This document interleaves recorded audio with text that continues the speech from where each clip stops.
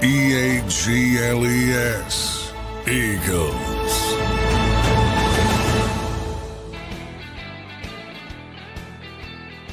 And welcome in, everybody, to a Tuesday edition of Birds 365 here on JAKIB Sports. I'm your host, Zander Krause. That's my co-host, Johnny Mack, John McMullen.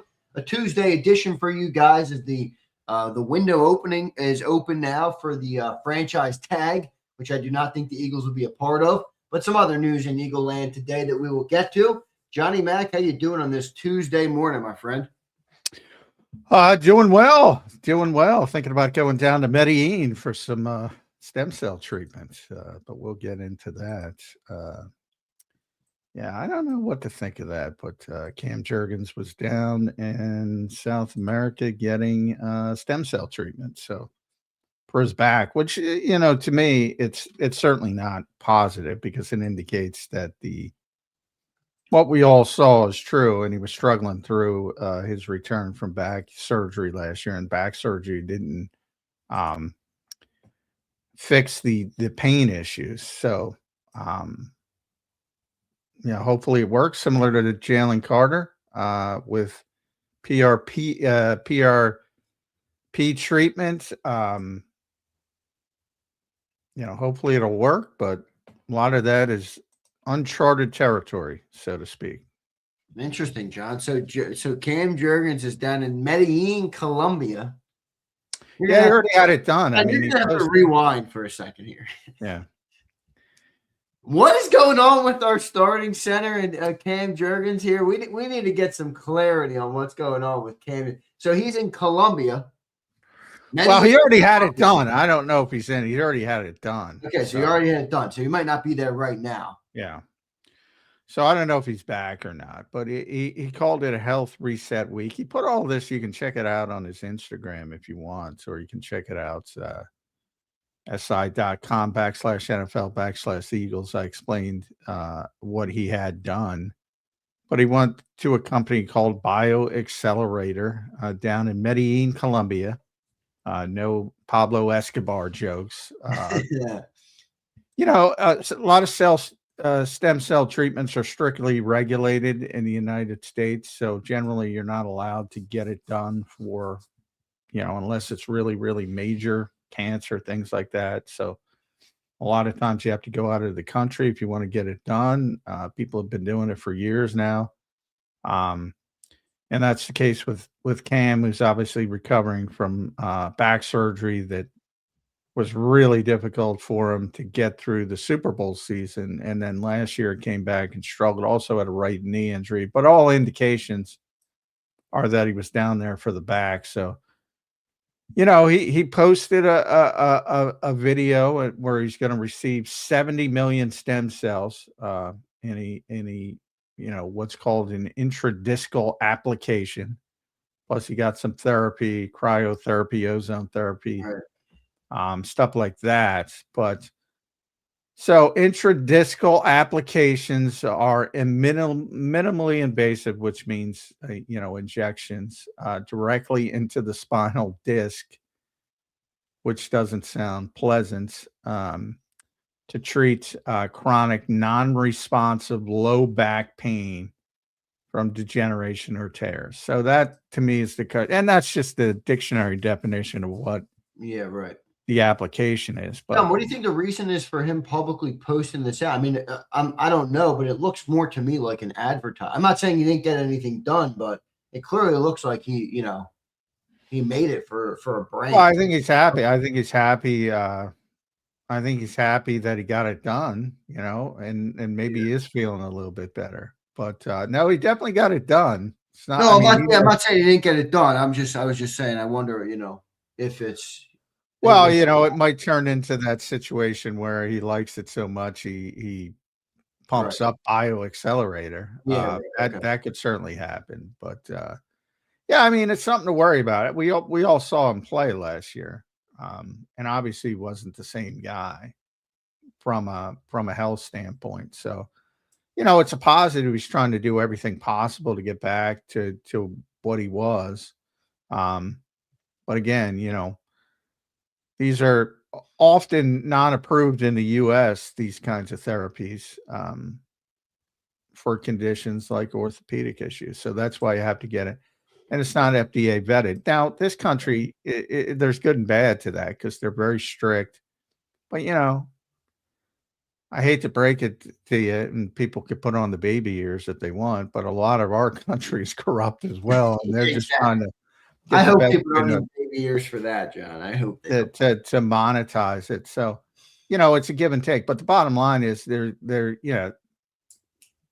it's also if you go to certain other countries, you get stuff done and it's not vetted properly. I mean, negative things can happen as well. So, but this company's based in the United States, and obviously they have a clinic down in Medellin. All jokes aside, because they allow them to do this kind of stuff down there. So, there you go. There's what's going on with starting center. Pablo Jurgens. Nah, I'm not going there. I'm not going there. John, how common do you know? Like I do understand obviously the regulation part of it, and I have heard of this before. How common is this for NFL players to go down to places like this? You just referenced there's some other places. I know there's the what's the joke of the hair? I'm balding, so people always hit me with it. They always hit me with it. You got to get a turkey, I think it is. Is it turkey to get your hair done or something? I don't know. I haven't. When mine went, Columbia, John, for NFL. I was never worried about that. Believe me neither, John. Most people, they're like, it never bothered me. I'm like, it started to go, and I shaved my head. I'm like, this is fine. Yeah, I'm cool. Never bothered me. But so I never really looked into any of that kind of stuff. But with sports, it's been going on. I mean, the PRP treatment's been going on longer. I remember, Kobe used to go to Europe, I think, to get it done. But the stem cell stuff is becoming more popular as well. And I think, hey, if it works, it works, But if you're willing to get a injection into your spine, there's some issues. So yeah, no. Now look, I don't want to bore people, John, in the first 10 minutes of our show today by talking about medical things. But what exactly is stem cell? I know it's supposed to be from a patient's own stem cells. Is that right? Is that how they do it? They maybe take a stem cell. I don't know. Maybe you don't know this, and that's fine. Yeah. I'm not an expert on stem cells. I'm trying to get to the people what it is that it's not a back surgery, but what exactly is it that helps the back? If you can try, I don't know if you can answer that. If not, well, it's the theory is it regenerates and it helps healing more than anything else. So, but that's why the Food and Drug Administration has been so slow, amongst other reasons of why to regulate this stuff. Because a lot of it is, as I said, uncharted territory. So, but there's from the FDA's perspective, because I was doing this yesterday, the only proven therapies are for blood and immune system disorders, like cancers, like blood cancers, like leukemia, things like that. That is their stance as of today. And their belief is there's many bad actor clinics around the world that take advantage of vulnerable people. So that's basically where it is. Yeah, that makes sense. That makes sense. All right, John. Now, my question for you off of this is: a couple weeks ago, and maybe even as early as last week or late last week, as we've gotten into the offseason here, one of your biggest concerns has been the health of Cam Jurgens. All right, and also Landon Dickerson. But I said to Cam Jurgens, how does this make you feel? Does this make you feel all right? Cam should be good, or he'll be back, or hopefully this will help. Doesn't change much, or is this a red flag to you of like, oof, maybe this back stuff is worse than we thought, and if stem cells don't work, which don't always work, could Cam Jurgens be closer to cooked than we thought? Your thoughts on Cam Jurgens and his future with this news? Well, it's not good. That's how I took it right away. It's not good that he's going down there to get this done because that indicates he's having a problem. Simple as that. So, I mean, as far as the treatment and whether it's a bad actor like the FDA claims there are, or it's a legitimate process on the way to being proven to be helpful, is that's past my pay grade, as they say. No way of knowing that, but the fact that he's getting it done is not good. I mean, you wouldn't get it done if you didn't need it done. You're going to pretty strong measures to get it done. So, I mean, that to me indicates a lot. And not that I knew, you could tell what he was going through last year. So that part's not new. But yeah, I'm more concerned. I'm more concerned post video than pre video is how I'll describe it. That's fair enough. We'll see what ends up happening with it. With Cam Jurgens, obviously, I've been concerned on Cam. I don't know if that's it's one of my bigger concerns of the offseason, John, Cam Jurgens. I don't know how good he's going to be in the future. We will find out. A little bit of a career at a crossroads framing on this as well. So we will see what ends up happening with Cam Jurgens. John, some other news in Eagle land. All right. A weird reshuffling, it seems like. What is the latest, John, on the Eagles quarterback coach? Is Parks Frazier replacing Scott Loeffler, the Eagles last year's passing game coordinator? What is the latest with the Eagles coaching staff and the shuffling of the deck? Yeah, Parks Frazier is going to take over the quarterback coach job. According to Matt Zenitz of CBS, who's very good with coaching stuff, so I wouldn't push back. It's the Eagles haven't confirmed it yet, so I can't say 100%. But I've never known Matt to steer anybody in a different direction when it comes to the coaching part of it. So, and it was strange when the Eagles brought back Jamal Singleton and Aaron Moorhead. There was also news that they were going to keep Parks Frazier in an undisclosed position. So that was the first hint that something was going on. And it's going to be quarterbacks coach, and Scott Loeffler will be one and done after leaving Bowling Green as the head coach there. And Jalen Hurts will have, I believe, got to count it out. Press Taylor, Brian Johnson, Alex Tanney, Doug Nussmeier, Scott Loeffler, Parks Frazier. So how many is that? 5, right? 3, 4, 5, 6. 6. He'll be number 6.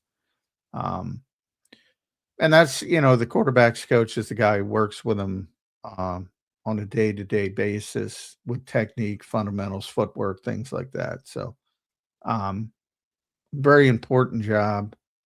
I would argue more important than the passing game coordinator, to be honest, just because of that, hand on the button of the technique, especially with the Eagles trying to change to some different things that'll require some different footwork and things of that nature. So, Parks Frazier is the guy. He's been with Nick obviously before in Indianapolis, and he brought him back. So obviously they like him. And Scott Loeffler's had that weird, I don't know. There's weird conspiracy theory last year, but I don't even want to give it any breath. But it was not good. But it was not true. And I don't think most people know that much about Scott Loeffler because he was here for such a short time. But as I said, former head coach at Bowling Green. there was that one weird sort of clip from Hard Knocks, which people took in a bunch of different ways. But, it was evident when the Eagles started talking about outside candidates that they were thinking about replacing him. And the only question at that point comes, can you get somebody you like, or are you going to have to run it back because you have to run it back? And it turns out, well, they weren't able to get Greg Olsen. And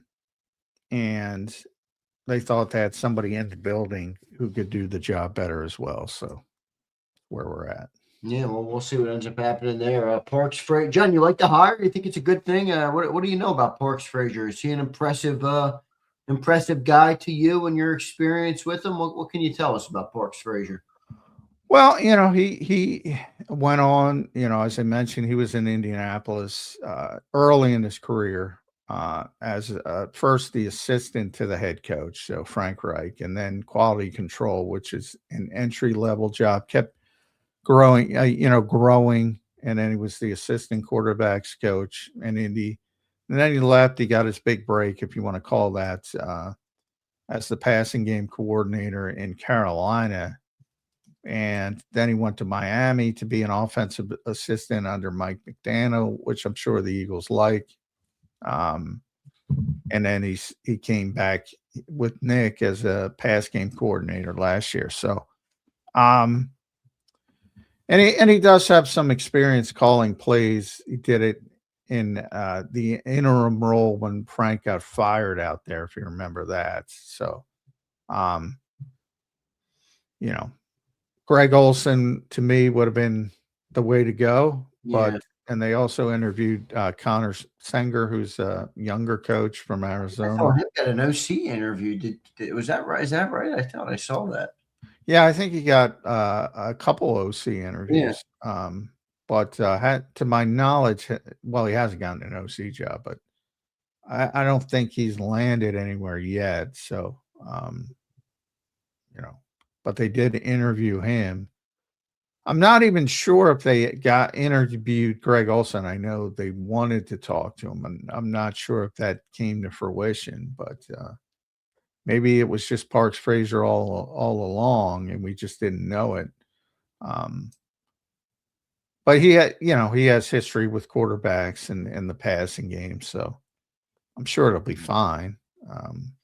And younger guy. So Scott Leffler was a little bit older. Maybe have a better rapport from that standpoint.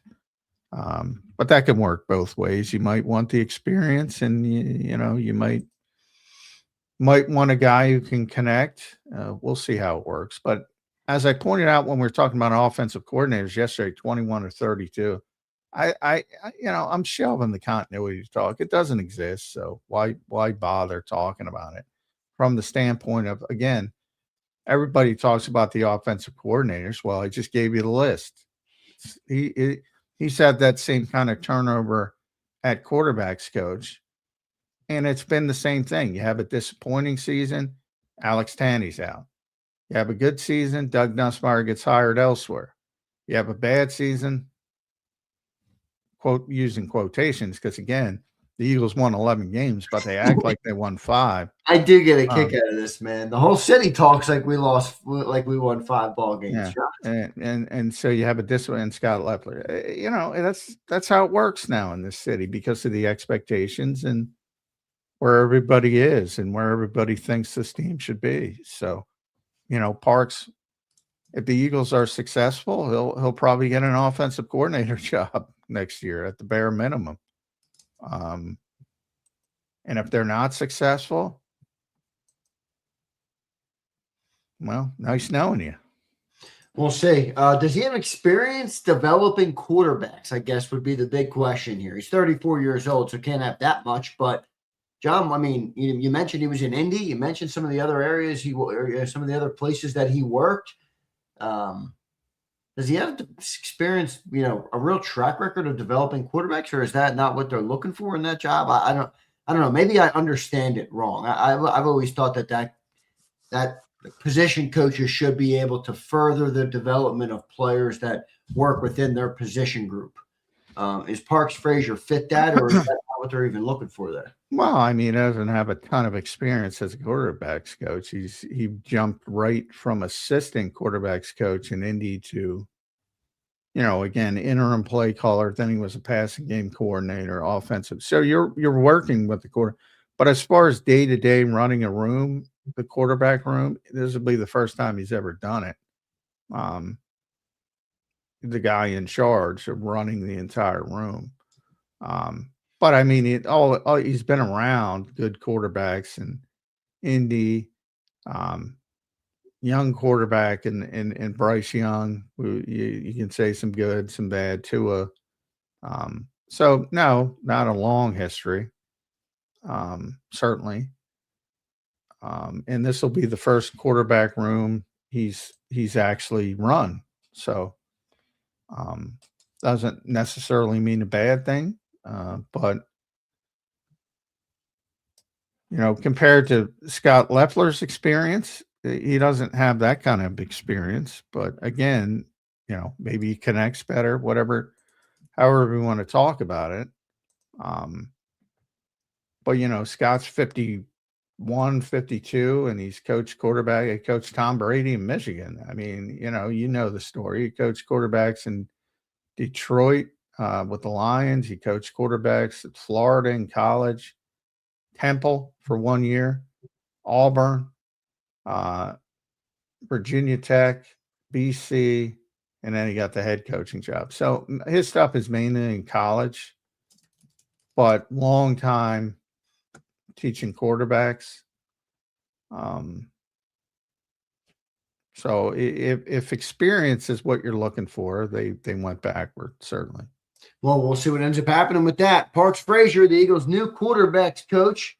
Wonder what Jalen Hurts feels about all this. I guess, we'll never find that out, but we will see how it works next season for the Philadelphia Eagles. I want to welcome and thank everybody for being here on this Tuesday morning as the franchise tag window is now opened up. John, well, if you're in Philly, it doesn't really matter a whole lot. We talked about this yesterday.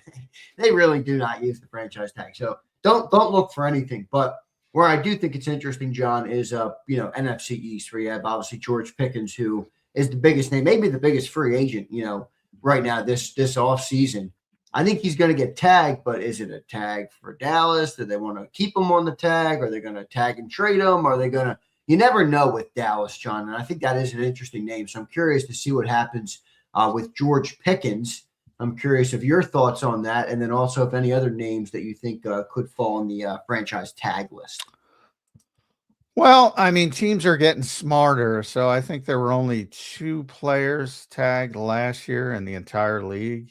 Wow, only 2. Franchise tag. Yeah, it was T. Higgins, shitty organization, Cincinnati, and Trey Smith, Kansas City, which was a little bit of a surprise. But so, yeah, I don't expect to see a lot of them. The people in Dallas have kind of intimated the Cowboys are going to tag Pickens. They're a bad organization. Indy, has some questions. What do they do with Daniel Jones? Coming off the injury, especially, they might tag him. The running backs are kind of cheap after the run. Maybe Seattle with Kenneth Walker, maybe, but I doubt it. Can't imagine Cincinnati would go down the route again with Trey Hendrickson. He might just retire. Yeah, no, I don't think so. You think Seattle will sign Kenneth Walker? I think they'll try. I mean, we'll see. He'll probably get overpaid because remember, Zach Charbonnet was doing more of the heavy lifting until he got hurt. So that's one of those things where you should probably be smarter, and say, look, guy, nice run, thank you, Godspeed, but all right, we got a complimentary approach here, and but I think they'll try to keep him, and it's kind of cheap. Kyle Pitts, I don't think Atlanta would do that. So not a lot. I expect 2 or 3 at the most. Teams have gotten smarter and realize it's as I talked about with the Eagles, are usually ahead of the curve. Um, you don't want hostages. You want volunteers. And anybody who gets the tag tends to be pissed off about it. So Yeah. Do you think Dallas will tag Pickens? yeah, they're idiots. Yeah, I do. Do you think they'll help? Do you think they'll try and have him play on it, or do you think they're going to try and trade him or do something Dallas-esque? I don't know. What do you think? No, they'll try to work out an extension, but Jerry, Yeah. he specifically wants to keep going as long as possible, so people talk about the Cowboys. Sometimes it bites them in the ass, like Micah Parsons. Sometimes they just end up paying the guy, which usually happens. There's always angst in Dallas because that's what they do. They do it purposefully, stupidly. It's a bad organization. Not. I mean, they have one of the best personnel guys in the business, but the guy making the decisions is, he does it for PR purposes. He's on record. He does it for PR purposes. We'll see what ends up happening with that. I want to thank everybody for being here. Let's get to some super chats, and then we'll get into segment number 2 coming up here on Birds 365. JD3, thanks for re-upping on your membership, brother. Here's JD3 with a super chat. He says, for $5, thanks, JD. Appreciate you, brother. Anyone who's talking QB contract extensions needs to have a real conversation with themselves. What running quarterback had their best years at 28 or older? Yeah, I mean, yeah, we've talked about that a lot, shelf life and all that. And I'm about maximizing what you have for as long as you have it, whatever that is. I'm not worried about Jalen Hurts at 38, so I kind of agree with you. For whatever reason, you kind of got a glimpse into it, whether Jalen himself didn't want to run has been reported, or the organization steered him in that direction, which I think has also been reported. I have no idea. I just know it didn't work. So who's ever responsible has got to look in the mirror and say, you know what? For this guy to be who he was and who he is, that's got to be a part of his game. It's got to be a part of his game. And if it shortens the back end, it shortens the back end. Does it feel like he's going to bring that back to you? I mean, what's your gut feeling on that? I'd ask for your personal opinion as opposed to a report or anything. Well, I think they have to bring it back. So, I think they will try to bring it back. And if they don't, and it is because of the quarterback himself, then you got to start thinking about the next chapter. To the best of your knowledge, John, why is that? Because this is still something I see debated in chats and on social media about Jalen Hurts not running as much last year. Why was it? Was it Jalen? Was it the coaches? Was it Petula? Was it this? Well, to your knowledge, why did Jalen run less last year? Well, it wasn't Kevin Petullo. I certainly agree. He doesn't have that power to do that.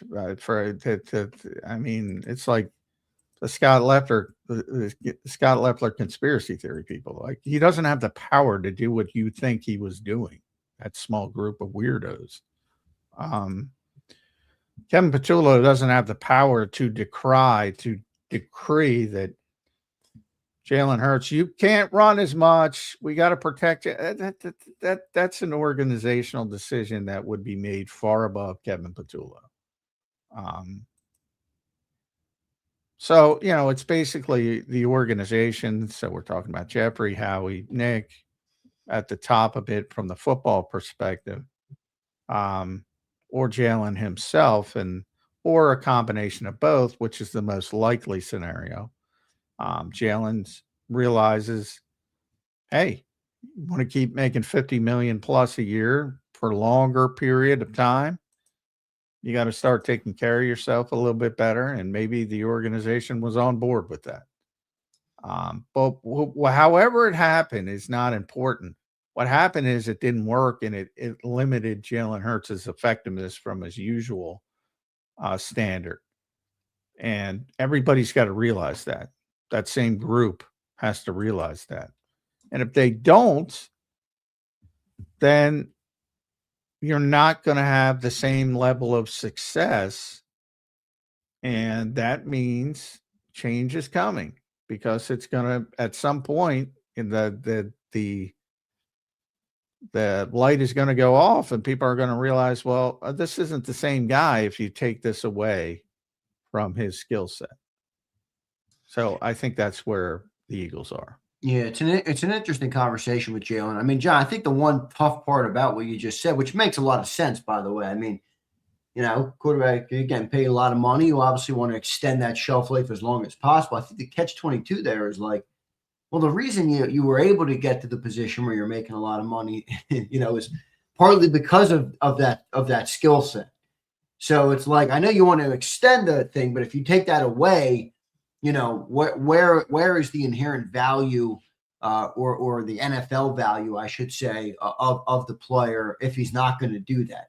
Because look, you say it all the time, John. I love the word you use. He's a unique player. He's a very good player. But he is a unique player. And if you don't use those unique traits, because you want to extend your shelf life, then isn't it harder to gauge the real value of that player to the organization? And I'm not insinuating that Jalen's not valuable. I think he's very valuable. But I obviously do think that he needs to run to extract that value. And if you're not going to have that, then I don't think you're going to make the $50 million for the next 10 years anyway. Yeah, I agree. Maybe you will, though, because there's a lot of dumb teams in the NFL. Maybe you will. I don't know. Well, yeah, there's a lot of quarterback desperate teams. So, even if the Eagles decide to move on. Yeah, right. A lot of teams will want Jalen Hurts. Yeah. But, again, if he goes to another situation and takes the same approach, they'll figure out pretty quickly as well. So, it's got to be back. I mean, I think it's easier to evaluate him because you saw it now, and he's not the same player if you take that off the table. So to me, it makes it easier to evaluate. If he's not going to run the football or doesn't want to run the football like he's been able to do, he's not the same player. You're talking about, he had that 4-year span. I got to look it up. My God, it was historic from a running perspective. It was 10 touchdowns, 13 touchdowns, 15 touchdowns, 14 touchdowns, 4 consecutive years in double-digit touchdowns from a quarterback. Yeah, it's incredible. 52 running touchdowns over 4 seasons. And last year you're under 10, still 8, still impressive. But the actual yardage as well. 784, 760, 605, 630. So a little bit of a downtick, but you're still over 600. And then he's way down to 421 last season. And part of that is just, the attempts, 139, 165, 157, 150. Last year, 105. Got to be back to 150-ish. It's got to be part of it. It's not the same player if it's not part of it. Now, you have the people who think he can do anything, and you can just shift and he become a more traditional quarterback. You're never going to be able to talk those people off the ledge they want to jump off of. I've learned that, because they don't want to criticize the quarterback, which is fine. But, they're not relevant to this discussion because they're not being honest with themselves. You already saw it. To me, it doesn't make it more difficult. You already know it. Unless you want to go down that rabbit hole of Sean Mannion's the the savior, and he can do anything, and he can scheme up a quarterback who has been a different style of quarterback into being the style of quarterback that people think he can be as a more traditional one. Okay, good luck with that. You know, I might be putting you in a tough spot here, John, but I'm going to do it anyway. Sorry, love you, brother. Do you think Jalen Hurts would where do you see as the shelf life here? Like, are we reaching the end? Is that realistic to think that, or is that like you always? One thing I love about you, John, is there's a lot of crazies on both sides, right? People are over here and other people are over here. You tend to bring us back to the middle, which is where I think most things lie. Where's the truth on this conversation? I mean, you have other people, some people out there saying, time to get rid of Jalen Hurts. His best days are behind him. And then you have other people out there, who, whatever, love Jalen, which I understand why. Where's the truth? I mean, do you think that are we close to the end here with Jalen Hurts and his run as Eagles quarterback? Do you think he's a quarterback in 2027? Where are you on this? Well, he's on the clock, but he's lesser than Nick Sirianni. But yeah, he's on the clock now. So I mean, they can't move on from him from a practical perspective until I'd have to look. I got to pull up his contract. I believe they could get out of it in 2027 if they wanted to. I think that's very unlikely, but and this is a big off season because are they going to extend him? Are they going to? Obviously, they'd have to do something when the guaranteed money runs out. So after this season, they're going to have to do something. They're going to have to make a decision. And there's already talk about drafting a quarterback and a potential successor, yada, yada, yada. So he's definitely on the clock. As far as his NFL career, obviously he'll get another opportunity. But for practice, all people care about is Philadelphia. He's definitely on the clock. And he's under the same expectation levels as everybody else. And the fact that 11 wins feels like 5 wins. That's the perception. And if they have could you imagine a 9-win season? I mean, So yeah, I mean, burn down, John. The city would burn down. This is yeah. And that's why I think it's very important. And it's interesting. I didn't know we were going to go this way, but I was talking, I wrote about, and I went back to Jalen's quotes because I was writing about continuity, what we talked about and how it's a waste of time because 21 of 32. So that's what I was writing about yesterday.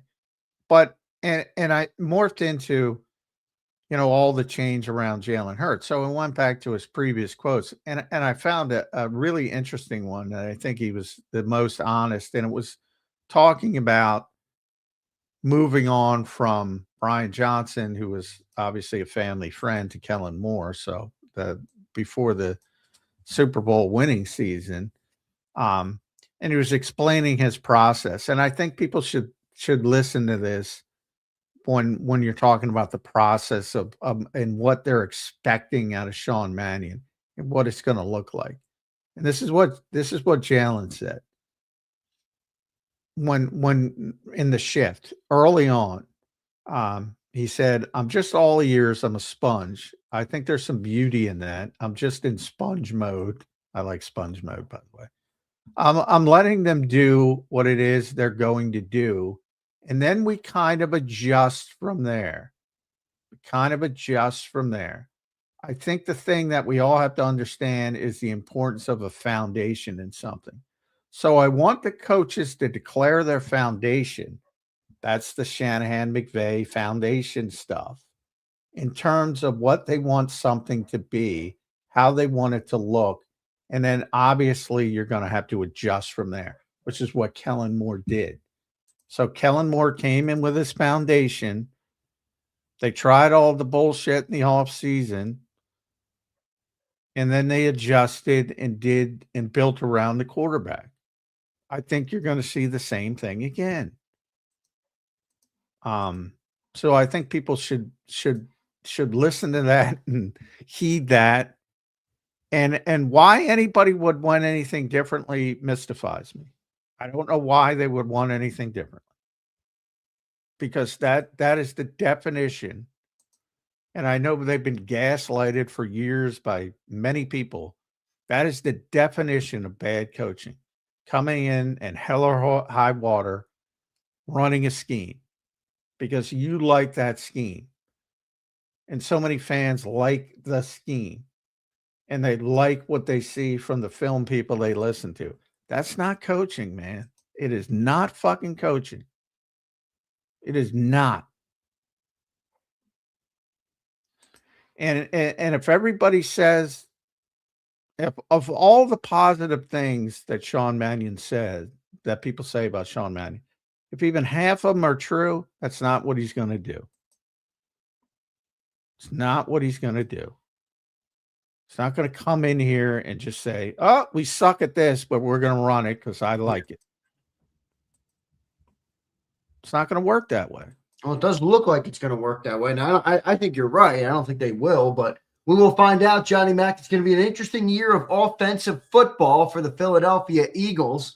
We will see if it's an improvement from where they were last year. If you can believe it, the passing game coordinator of, yes, the team that everybody ripped, to hell or high water every single week for their passing game. The passing game coordinator of that team has been elevated to the quarterback, or elevated, moved. I don't know what you want to call it. Has become the quarterback coach of this team now. Parks Frazier. I was thinking about the perception is passing game coordinator would be ahead of quarterback's coach, but it's not true. Again, yeah, I kind of like what you said. I agree. Yeah, quarterback's coach is more important. It's actually, it's like assistant head coach. It's like, you would think assistant head coach would be ahead of offensive coordinator. It's not. So do you think this is an upgrade for Parks Frazier? Oh, yeah. Yeah, he got promoted. So Parks Frazier gets the promotion. Good stuff there. Appreciate everybody for being here today. All right, John, next segment I want to hit on. Yesterday, you started to see some of the league bookkeeping happening, and a lot of it happened in Miami with the release of Bradley Chubb. Tyreek Hill, all right, is a free agent. I think he's been released, or I don't know if he's a free agent or how exactly that works. You can give me the full clarity on that situation, but he's not going to be in Miami anymore. What do you think, John? A couple names out there. I think Bradley Chubb would actually be a good fit. If you remember, everybody, when they traded for Jalen Phillips, the other name in that conversation was Bradley Chubb, both Miami Dolphins players. And Bradley Chubb, John, I thought he was older. He is old, but he's 29. He'll be 30 at the start of the season next year. Turns 30 in June, but younger than I thought. Do you think Bradley Chubb is worth a flyer for this team, or a one-year deal potentially to bring in to bolster potentially that edge group? What do you think of Bradley Chubb on the market and any of the other names that hit? Yeah, it's hashtag no season. I never know when it's going to start. And the Miami Dolphins started it on, and I made that note. They started hashtag no season. Is that what you're calling it? Hashtag no? I love it. On Monday, February 16th. Yeah, it's a joke between Mike Gill and I. By the way, have you seen Gill? I saw him. He's got videos with his head. Oh, man, yeah. He's looking out there, John. Anyway, I hope, be well, Mike. I might have to pull up a picture of Mike Gill tomorrow in his Wednesday spot, where we normally have him, and show the people what Mike Gill is up to.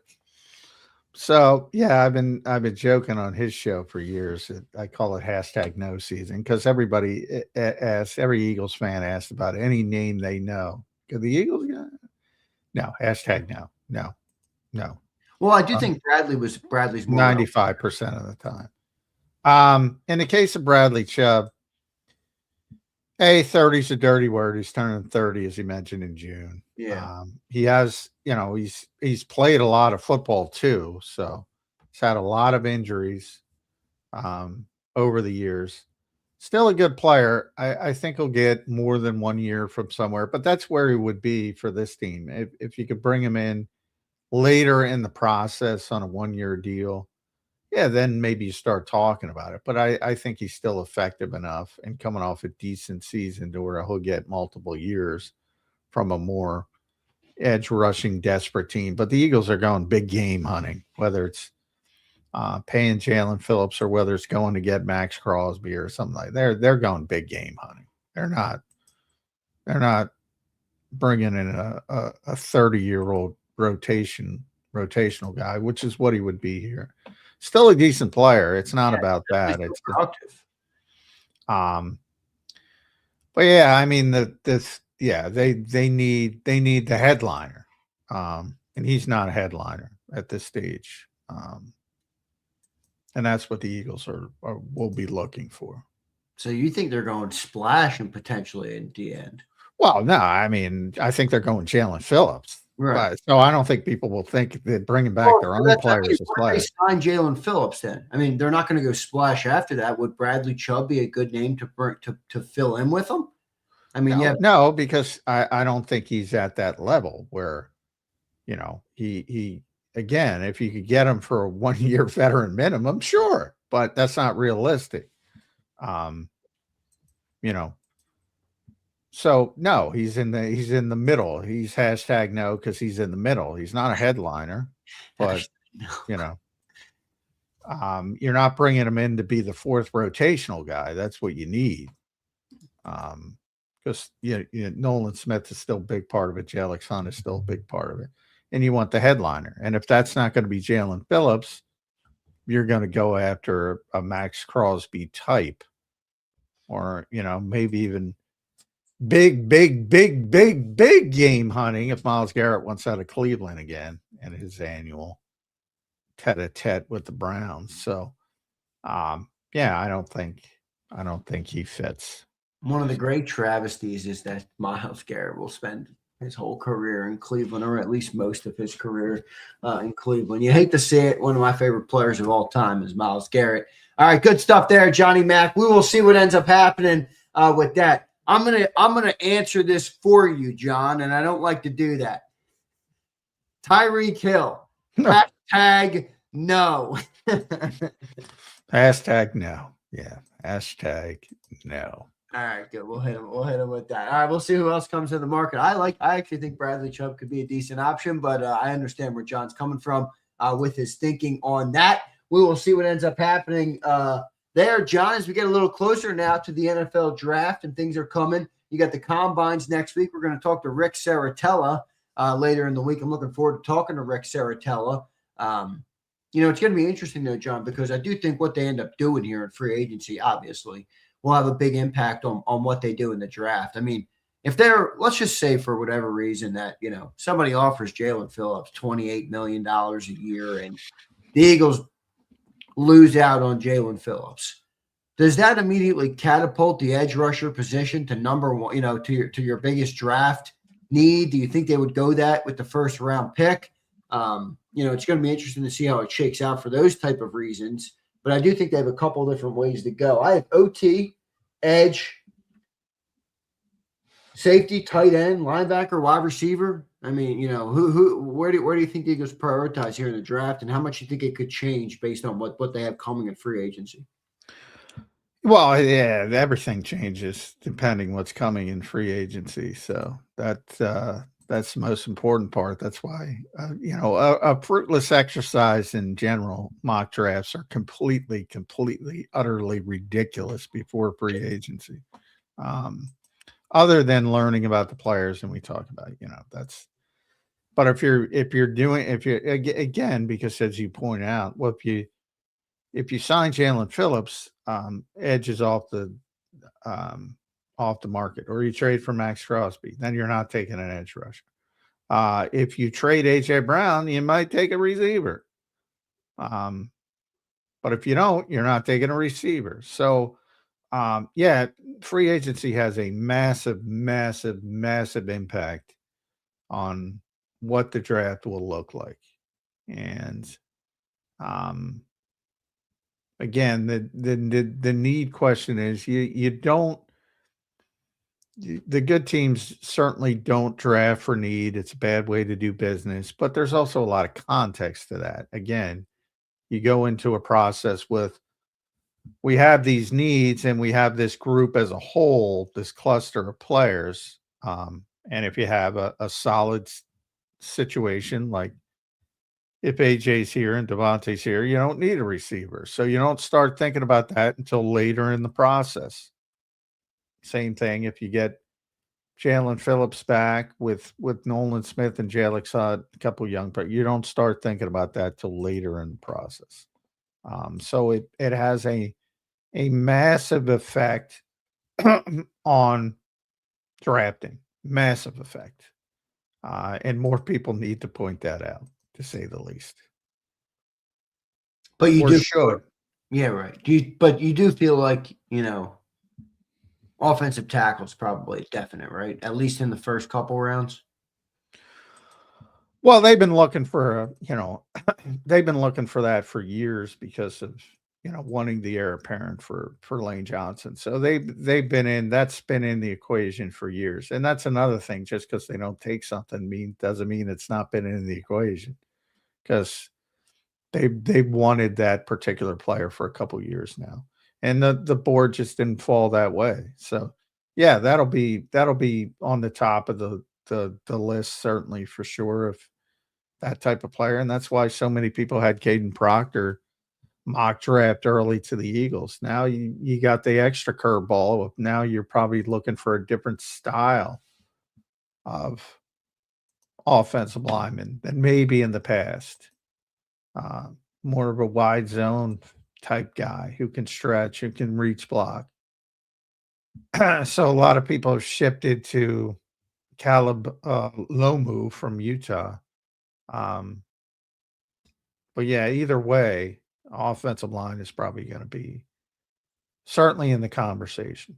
Caleb Lomu looks a pretty good player, John. I'm not sure what you know about Caleb Lomu, but I They have actually two good tackles. Yeah, they have two. Yeah, they got the guy who's probably going to be the first tackle taken, either him or the Miami guy. But Fanu, is it Fano? John, they mixed me up, these two tackles. They both got 4-digit last names. Yeah, Spencer Fano and Caleb Lomu. Yeah, right. There you go. I like Caleb Lomu, though. The Fanu is amazing, but I think Lomu is a pretty good player too, man. Yeah, he would, at least from a trait standpoint, would seem to fit better with what they're trying to do now in the running game. But we'll see. We'll see how that shakes out. And but I do think Lane will be back, so that helps. You don't have to have somebody who can play right away, more of a luxury pick, and that's going to enter your thinking again. Are the Eagles in a position to take a luxury pick after a 5-win season? I sneaked that in there. Maybe not. Maybe they feel they can't. So a lot of variables you got to add into the equation. We'll see what ends up happening. Good stuff there, John. John, next topic I want to talk about, which I already feel like I'm blue in the face talking about it, but I need the real John McMullen truth on this topic. If the Eagles are going to trade A.J. Brown, and I know nobody wants to talk about A.J. Brown. Guess what? We got to talk about A.J. Brown. If the Eagles are going to trade A.J. Brown, John, what are they going to get back? I'm seeing all over the map. I'm seeing 1. I'm seeing 2. I'm seeing 3. That's the best you're going to get is a 3. What is A.J. Brown worth right now in the NFL? Does it change with guys like Tyreek Hill in the market for other teams? I mean, not that to say that the Eagles would be interested, but if there's other receivers out there for cheaper, maybe that changes what the bidding price would be. Where do you think the value for A.J. Brown lies right now if the Eagles were to move him? Oh, they're not moving him for a 3. I can tell you that. I agree with that completely. Yeah, I mean, there's a lot of ways you can do it. You can add a player into the mix. You can trade, for draft positioning. You could trade the 23rd pick. Like if you want to go way up, you can trade the 23rd pick and A.J. Brown for a top 10 pick. Easy. You could go about it that way. But because of his contract, you're probably, and if you're not doing it in a more inventive way, you're probably talking about a 2 and then some stuff moved in. You'll have changing of draft positioning later in the process. Maybe a 5th turns into a 4th, a 4th turns into a 5th, that type of thing, which is now seemingly a part of every NFL trade. But I do think the contract prevents a first-round pick, just flat out simple, like when they traded for him.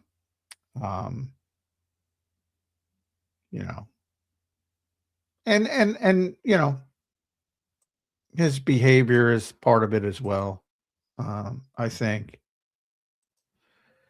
Because, even though AJ is a good guy and he's a leader and he's a captain and he's very likable, not a lot of teams that want to deal with the social media nonsense, to be honest.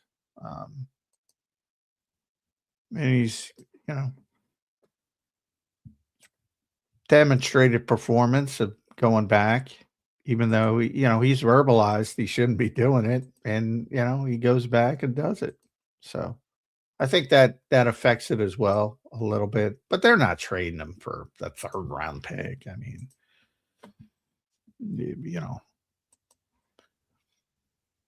and they'll stick it out for the year and trade him next year or move on next year, but they're not trading him for a 3rd round pick. I agree. The reason I asked that is because I'm just trying to get a gauge on what type of assets they're going to get back here for the draft. I don't think it'd be for this draft, though, right? It would be for the future drafts.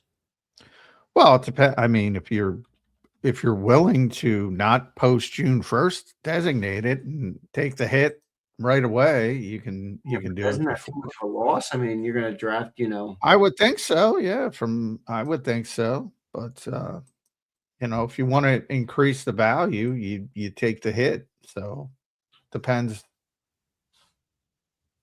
how you want to do it. It's going to be interesting to see what they end up doing there. I mean, I do think they could use that extra draft pick there, but I don't think they're gonna. I don't think they're going to eat all that money to get the draft pick this year. That's for sure. Either do I, but and that's why it's problematic. And it's the best case scenario is to get them on board for this season and run it back. That's the best case scenario because there's too many salary cap issues to not be problematic at this stage. So, I mean, the best case scenario is get them back on board and convince them that Sean Mannion is the second coming of Bill Walsh and everything's going to be great. Yeah, that's a tough sell if you're AJ Brown. John, you've been using the phrase recently though. What is it? You don't want hostages? What's the phrase you've been using? You want volunteers. You don't want hostages. Right. Are you in that situation here with AJ Brown? Maybe that's kind of the point. If he truly wants out, no matter what, you got to move him. I mean, you got to move him. That's what happened with Carson Wentz, and they'll do it. But they're not giving him away.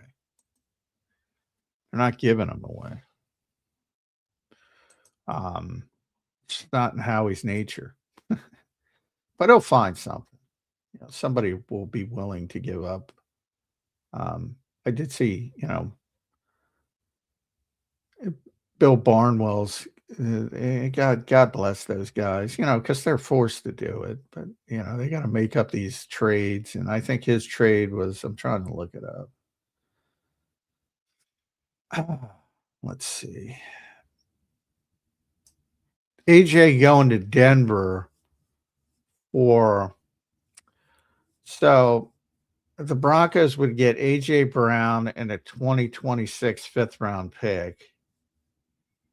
Again, this stuff's hilarious to me. And the Eagles would get Riley Moss, the cornerback, a 2026 second round pick and a 2027 fifth round pick. So God bless people who are forced to do this, but yeah, I'm not doing that. Come on.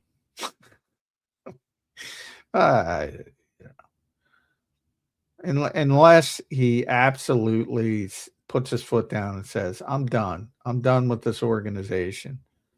I'm not taking Riley Moss. Thank you. No. Yeah. For Riley Moss. So gosh. Sean Manuel have an uphill battle with that. All right? He's already got an uphill battle, improving on where we were. All right, but we'll see what ends up happening with that. It's going to be an interesting offseason from that perspective. John, some order of business I want to do today, and we haven't really done this since the season ended. But the Dolphins making moves yesterday reminded me of this. All right, the Dolphins managed their books yesterday. They got rid of some of their, the bookkeeping on the players they want to move on from to get their books right. Where do you see that happen with some players that are on the Eagles roster, not including guys like A.J. Brown? Like a name I keep seeing, Michael Carter. He's under contract. Are they going to cut him? Jake Elliott, I think, is another good one. He's obviously declined a little bit of late as the kicker, and he's on a pretty good contract for a kicker. Is he going to go? And will they try and replace Jake Elliott? Lane Johnson, they seem to restructure Lane Johnson every time I wake up. Are they going to try and restructure? Like, where do you see the bookkeeping happening for the Eagles for the guys who are already on the roster, not guys who are outside the building right now? Well, understand Miami. There's a few teams that are way over the cap. Yeah, right. Projected, and the Eagles aren't in that type of situation. So you don't have to see. You're going to see some drastic stuff, and you just saw it with Miami. You're going to see some drastic stuff, and some other teams that are way over or projected to be way over. With the Eagles, you're not gonna see. They don't have a lot of restructure potential because they use so many voidable years. And there's a couple guys you bring up. Michael Carter, he'd be, I would think, the most likely. Because they have some younger players they like. So there could be some little stuff like that. Jake Elliott, probably going to have to wait one more year. Now, if you bring in they have to bring it. I would think they have to bring in competition. But they would prefer to wait one more year because of his contract. So it's not going to be like Miami. You're not going to see a bunch of names going who are under contract because they don't need to go that drastic. As far as creating space, the easiest way to do it would be to restructure Jalen, to be honest. Give him an extension. And then you could I think they should. I mean, really? I'm surprised to hear you say that. Well, if you want to make a lot depends on what you want to do. If do you want to go after Myles Garrett or Max Crosby? Well, then you're going to have to find some money. And that the easiest way to do it would be to restructure the quarterback. But you got to give him an extension to restructure. Yeah. But you kick it down the road 2 more years, give him, and then readjust the voidable years and give him more guaranteed money, and you get more cap space. Would be the easiest way. If Howie's got a big splash in his head, that's probably the way you have to go. Because the other guys aren't going to generate that kind of flow. But Miami was way over the cap. The Eagles are under the cap projected. So you're not going to see any drastic things like went on with Miami. with the Eagles. Yeah. What do you think of that Michael Carter name? The guy they traded for. Obviously, his cap hit's 10.25 this year, John. Dead cap is 1.3. At least courtesy of Spotrac or Spotrac. I don't know how to say their name. I've been going back and forth on their name for a long time. But Michael Carter, you think he's out? I do.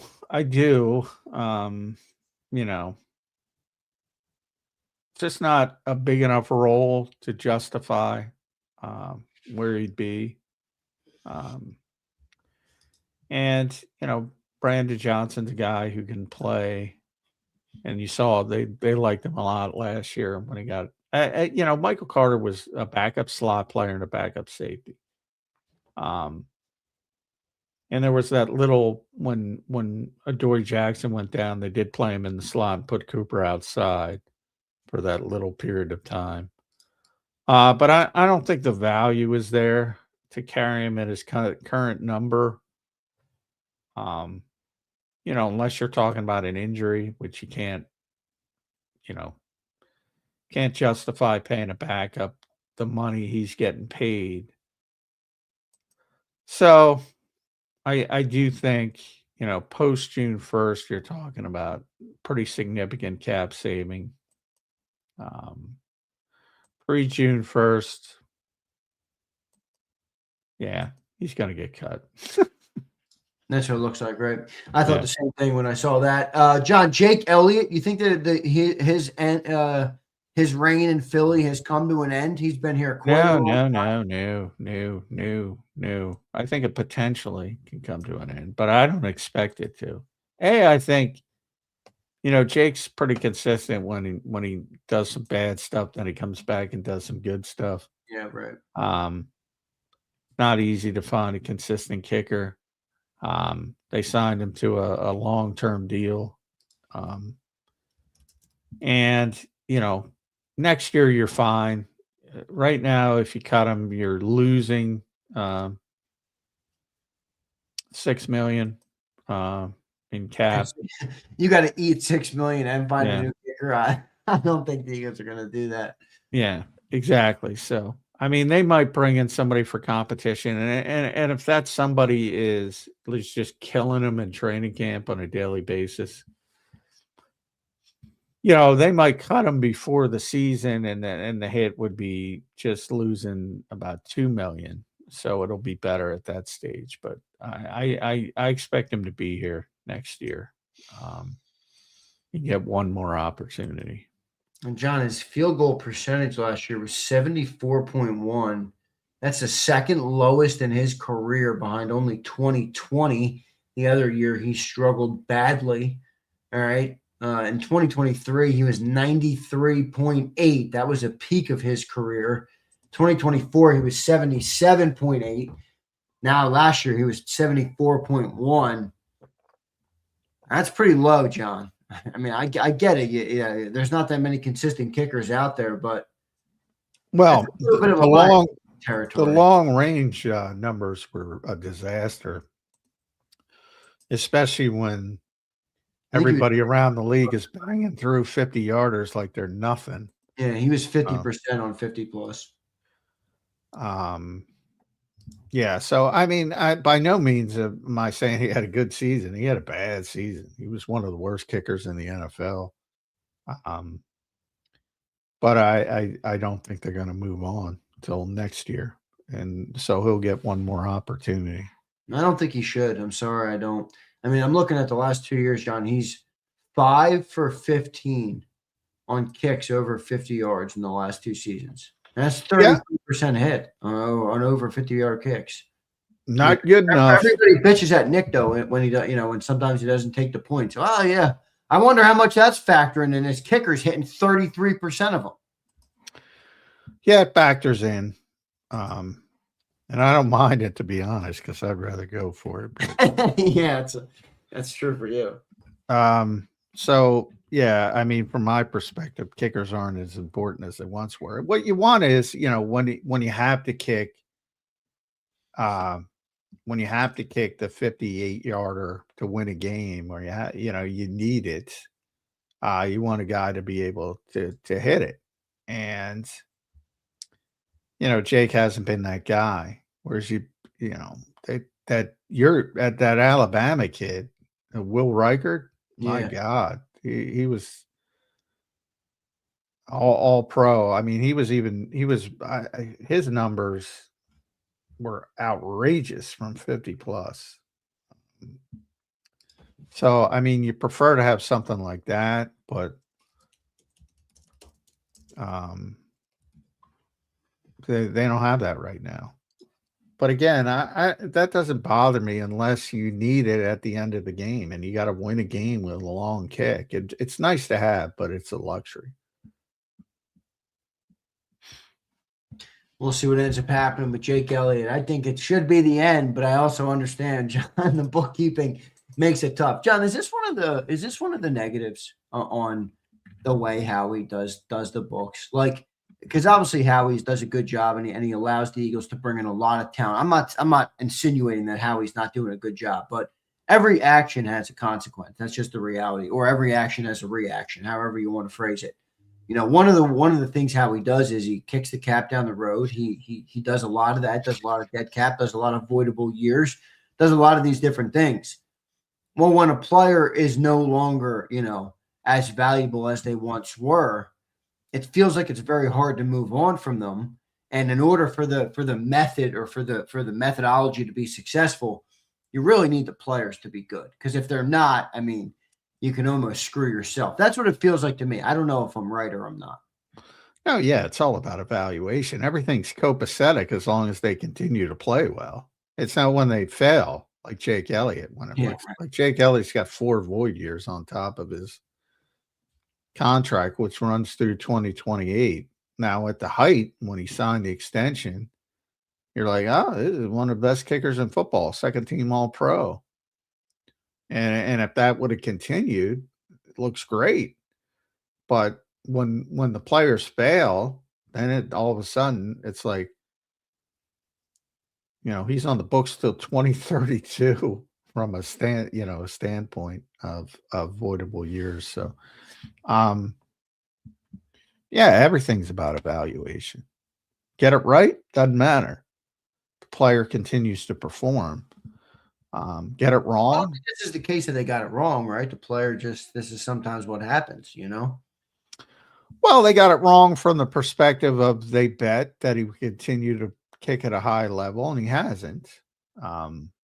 He's been one of the worst kickers in the NFL. It's hard statistically over the past 2 years. He's one of the worst kickers in the NFL. And he's under contract through 2028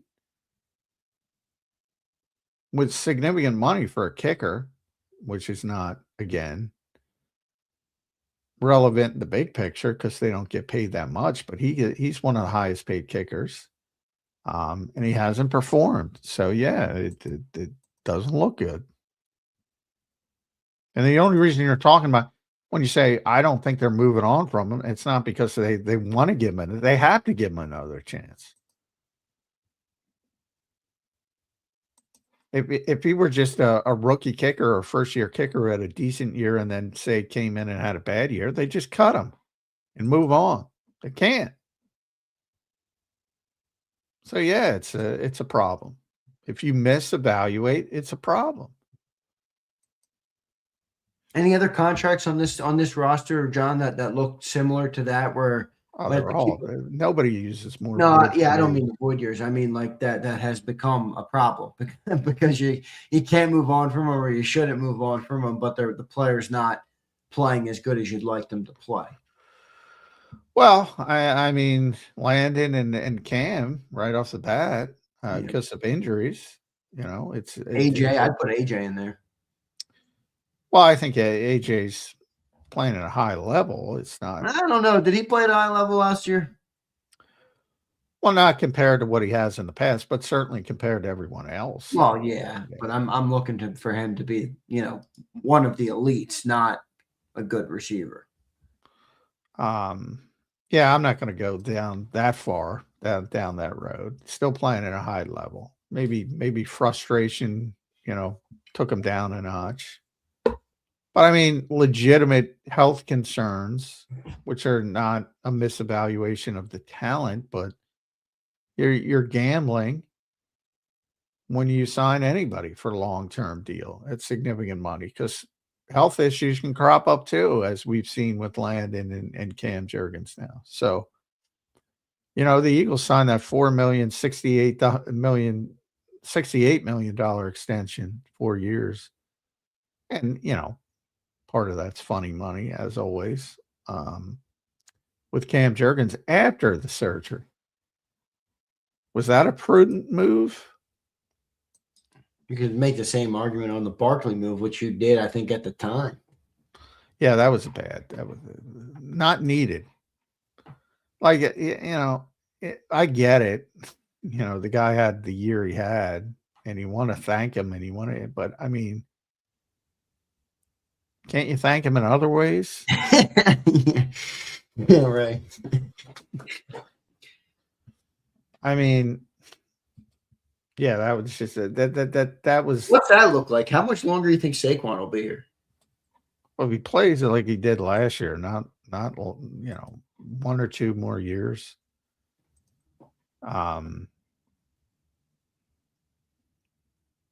And especially now, in theory, if they're going to run the offense again, they'll probably want a different style of running back. That'll factor into it as well. But I mean, they kicked the can to 2027. And do you really want to deal with 2 more years of what you saw last year?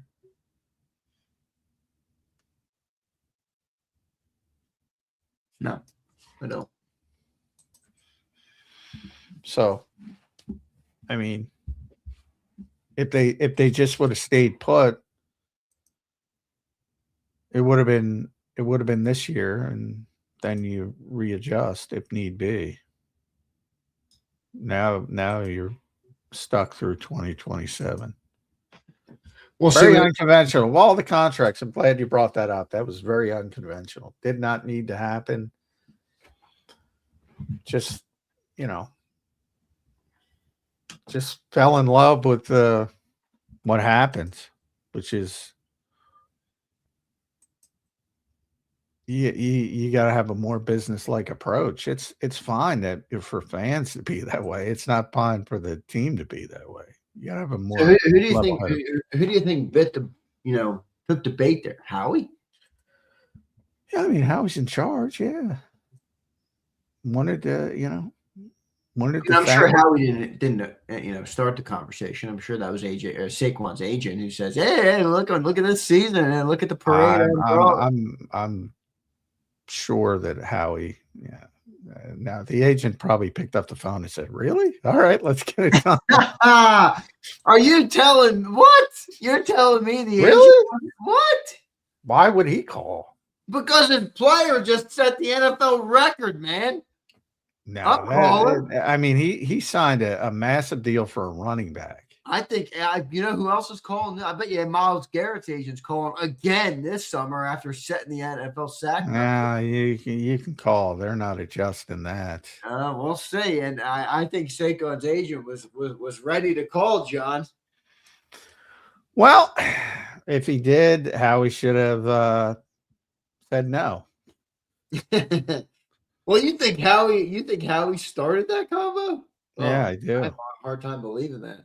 Yeah, I do. Wow.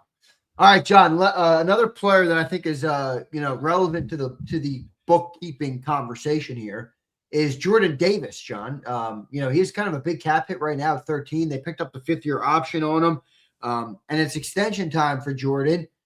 What do you think that looks like? 1. 2, what kind of relief will the Eagles get from it? Because normally when they sign a new contract, they can kind of kick out some of the money. They normally get immediate relief from it. And 3, what will the Jordan Davis average annual value be on his new contract? And then, and obviously, we'll talk about the potential guaranteed money as well. Let's talk a little Jordan Davis, John. It's time to pay the big man, Jordan Davis. What are you seeing with that potential pin to drop here in the Yeah, I don't think it'll be as expensive as people think it will be because nose tackles don't get paid as much as pass rushers. Um, just the way it works. Not necessarily fair, but sacks get you paid, as I often bemuse, because sometimes other people have a bigger impact on the game. But if you look at some of the other similar players around the league, probably talking about 3 years, 45 million tops. Wow, 15 million a year. That's it. Yeah. You think Tops. Jordan will take that? Yeah. Where's he going to go? I think somebody will pay him more money than that. I don't think they will. Really? No. Yeah. The Patriots paid Milton Williams $28 million. You don't think anybody? That different position, different style player. Pass rushers get paid. Run stoppers don't. They don't get paid. Who are the elite? Who are the best run stuffers in the league? Vita Vea? What's he making? Vita makes quite a bit for that. He's probably top. I was looking more at Travis Jones because he signed recently. And he signed 3 years, 40 million, 25.75 in guarantees. That's his realm. So I'm pumping it up a little bit because the cap goes up. So 3 years, 45 million, maybe 30 million guaranteed. Damn, that seems so low to me. I thought for sure Jordan would be up near 20. Don't get paid, man. They don't get paid. Not Well, fair. that's a good thing for the Eagles, then, right? Yeah. You don't have to pay nose tackles. Like you have to pay under tackles. You have to pay 3 techniques. Those guys get, the pass rushers get massive money. Not fair, but that's what it is. 3 years, 45 for Jordan. I was thinking way bigger than that, John. I'm not going to lie to you. Yeah, I might even be high. I mean, they don't get paid. There's certain positions they pay and certain positions they don't.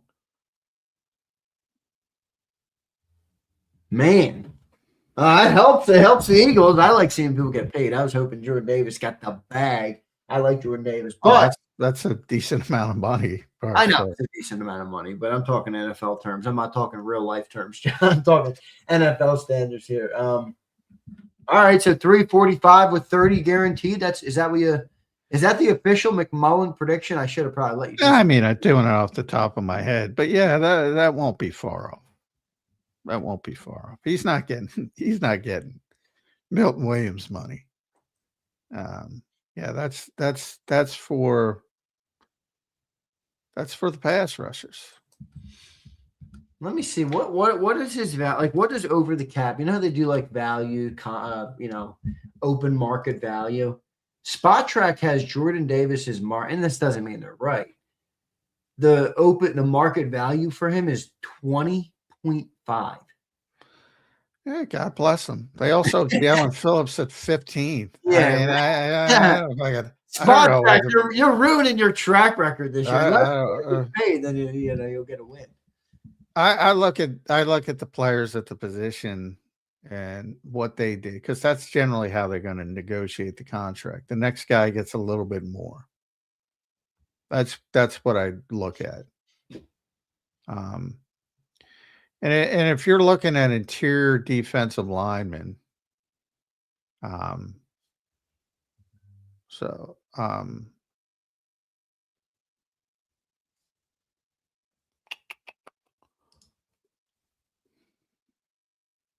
to look at the top free agent. The previous one is DJ Reader, making 11 million. I mean, those guys just, and again, it's funny to say 11 million isn't a lot, but those guys don't get paid like pass rushers. Yeah, they just don't. They don't. Remember, I think Poona Ford signed for what, like $9 million a year last year. Yeah, now he's not the player Jordan Davis is. At least I don't think he is. But He had a good year in LA, and he was signed, I think, for a $9 million a year deal. Yeah, so I mean, if he gets to 20 million, God bless him. That's Well, you think will that be a bad contract if the Eagles pay Jordan Davis? Oh yeah. Why would you pay him 20? You don't have to. I mean, it doesn't. Okay, so if a team says to Jordan Davis, "I'm giving you 18," well, they can't because he's not. They can't. He's not a restricted free agent. But I mean, he can bet on himself and not sign an extension if he thinks he can get that value somewhere else down the road. But again, things will go up. Probably want to cash in on the good year, don't you? You better get some sacks. And how do you get sacks if you're not a third down pass rusher?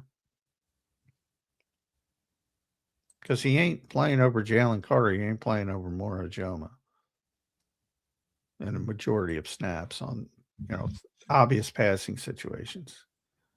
Like I really think people don't pay attention to the context of the game.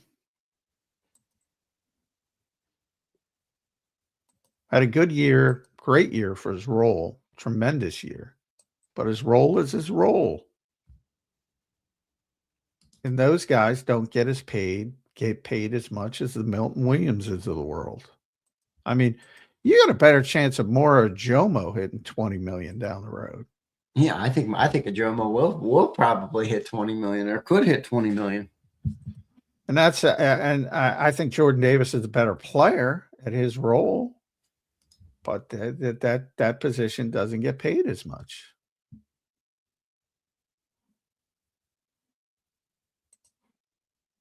But for the people who can't decipher nose tackle, 0 technique, 1 technique versus 3 technique, I can't help those people.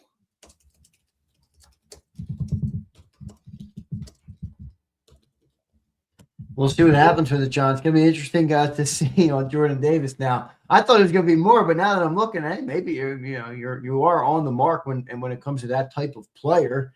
I do wonder what he'll get. Do you think that deal comes this summer, John? Yeah, I think the Eagles have tried to get it done. But again, does he want to bet on himself? It's always a two-way street.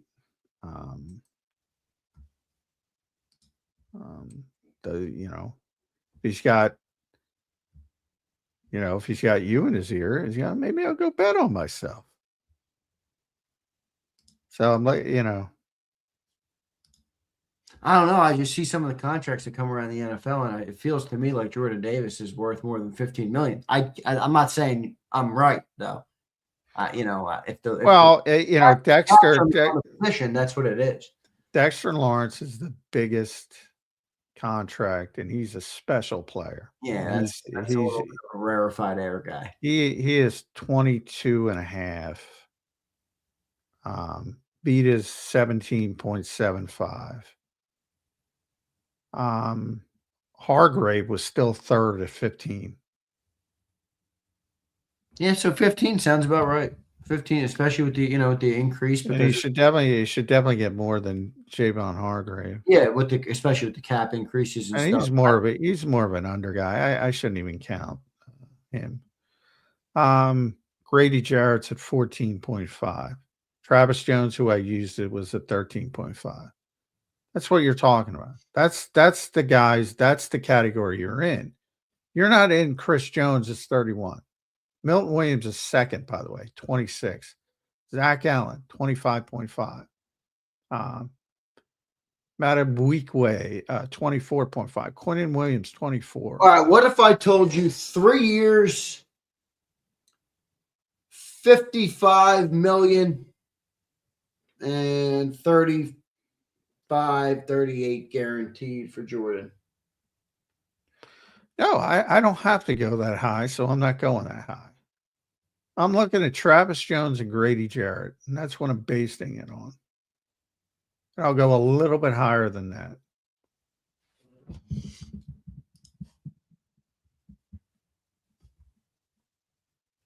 And if Jordan wants to bet on himself, it might go up because the cap goes up. It might go up a little bit if he wants to wait.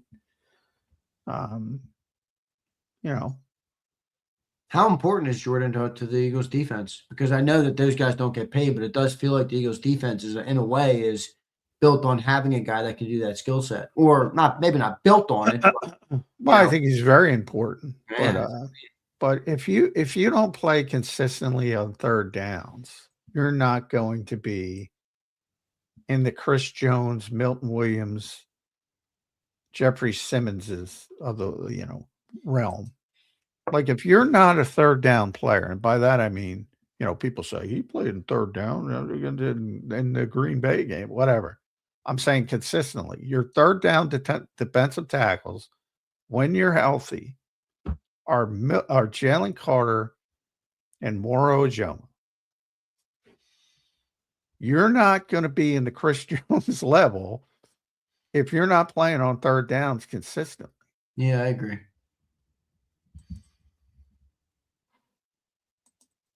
I mean, so. All right, so if Jordan, I don't think you're wrong. I mean, after looking at it, I see completely why you said what you said. All right, so if we put Jordan at, let's just put him at where you put him, 345. Maybe it's a little more than that. Maybe it's 350, or you get a 16.6 per year or something like that. Jalen Carter, will he get paid this summer? Well, that has to do with health. I mean, like he's going to get a boatload. If the doctors say the shoulders are fine, he's going to be above Milton Williams, who's number 2. Yeah, I don't know. I don't know if he gets ahead of Chris Jones. I don't think he. Chris Jones is what, 32? Yeah, about just under 32. And again, that doesn't even matter. The fully guaranteed money matters. He's 60 fully guaranteed, which is the top ever for interior. I don't think he'll pass that, but he'll go above Milton. But if they're concerned at all, you don't want to spend that kind of money if they're concerned about his long-term health because of the shoulder issue that they may have created themselves by playing him so fucking much. But if the doctors say, look, this is degenerative, this is not going to get better, then it changes the whole conversation. But I have no idea how they're going to view that. But I know the guy who played last year wasn't the guy who played in 2024 from a physical standpoint. So is he going to get better? And if they have questions whether that's the case, then they might want to hold off. They don't have to extend him. But if they say he's going to be fully healthy again, yeah, he's going to break the bank. He's going to make 28 to 30 million, near 60 million guaranteed. And he might even hit 30 million because, again, the cap goes up. But I don't think they'll put him ahead of Chris Jones. Me neither. I think he'll come right under that. So that's gonna be interesting with the shoulder. I know you don't have any way of knowing that, but man, it does feel like even if the doctors say, all right, the Eagles, their shoulders are gonna be all right, isn't that tough to pay him that right now? Or no? I mean, it would be for me. I would hold off. I've said that pretty consistently. I'm going to hold off on. So would that mean they'd have to pick up the 5th-year option though this year, right? Yeah. Which is fine. You use it as a placeholder. You're never going to use it. You're going to work out the extension. Like they did with Jordan. Yeah, exactly. Or are doing now with Jordan. Yeah. You just use it as a placeholder. But it gives you more time.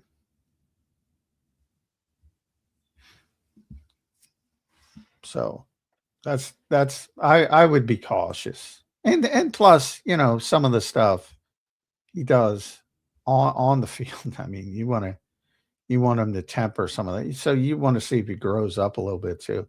Sort of like they just lit a fire under Jordan Davis and it worked. So get in better shape and we'll pick up your 5th-year option. And he did, and he played better. With Jalen Carter, it'll probably be, dude, you're an adult. Start acting like it. Maybe they play that card. Interesting conversation there with the DTs. I think if you lose one of them, you got a whole completely different looking defense. We will see what they end up doing with They're those. not going to lose either. I mean, they're not. I mean, they're both under contract. They're not losing anybody. The 3 D tackles are going to be same 3 tackles. Davis doesn't want to take their $15 million yield deal. This will be his last year in Philly. Well, I mean, they have him this year, is what I'm saying. Yeah, I know that. Yeah. So he's not going anywhere. But yeah, I mean, like your perception is somebody's going to break the NFL rules of engagement and just go, we know he's a 2-down player, but we're going to pay him like he's a 3-down player. And they don't do that. If there's one thing they're very consistent of, they don't pay money. Most teams don't pay money they don't have to. And if they do pay money, if they overpay people, it's because they think they can do something. Like the Eagles thought Bryce Hubb could turn into a big-time pass rusher. They were wrong, but they paid him, again, different level, but they paid him with that belief. Now, does somebody out there have the belief that Jordan Davis could be a 3-down, under tackle, pass rushing defensive tackle? I don't believe that team exists because he's not that player. And nobody's going to misevaluate it to that point. He's just not that player. It's like saying beat a bag, go be Aaron Donald. You don't ask him to do that. I'm using the extremes of great players, potential Hall of Fame players. In the case of Aaron, no doubt about it, Hall of Famer. But Vita's probably going to be in the Hall of Fame as well. But, people aren't going to ask Vita Vea to go play on 3rd downs consistently. That team is not going to exist. So it's not like the Eagles will be underpaying him. They'll be paying him top of the line money at his position. So I don't think there's much to worry about with Jordan Davis. I do think it'll get done this offseason. We'll see what that ends up coming down at John McCarter, Davis, Jomo. You think this will be a Jomo's last year in Philly? Will he have to walk with those 2 guys? Yeah, I mean, it's going to be difficult to pay all 3. Similar, that's why Milton left. I mean, they didn't want to lose Milton Williams. They knew what was coming, and you think they regret losing Milton Williams? Yeah, I would regret it. Yeah, but I mean, what are you going to do?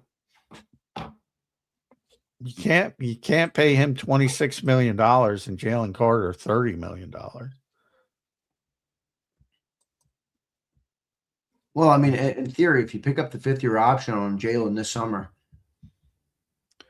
it was long term. How he does contracts for 2 years and you get an out after 2 years.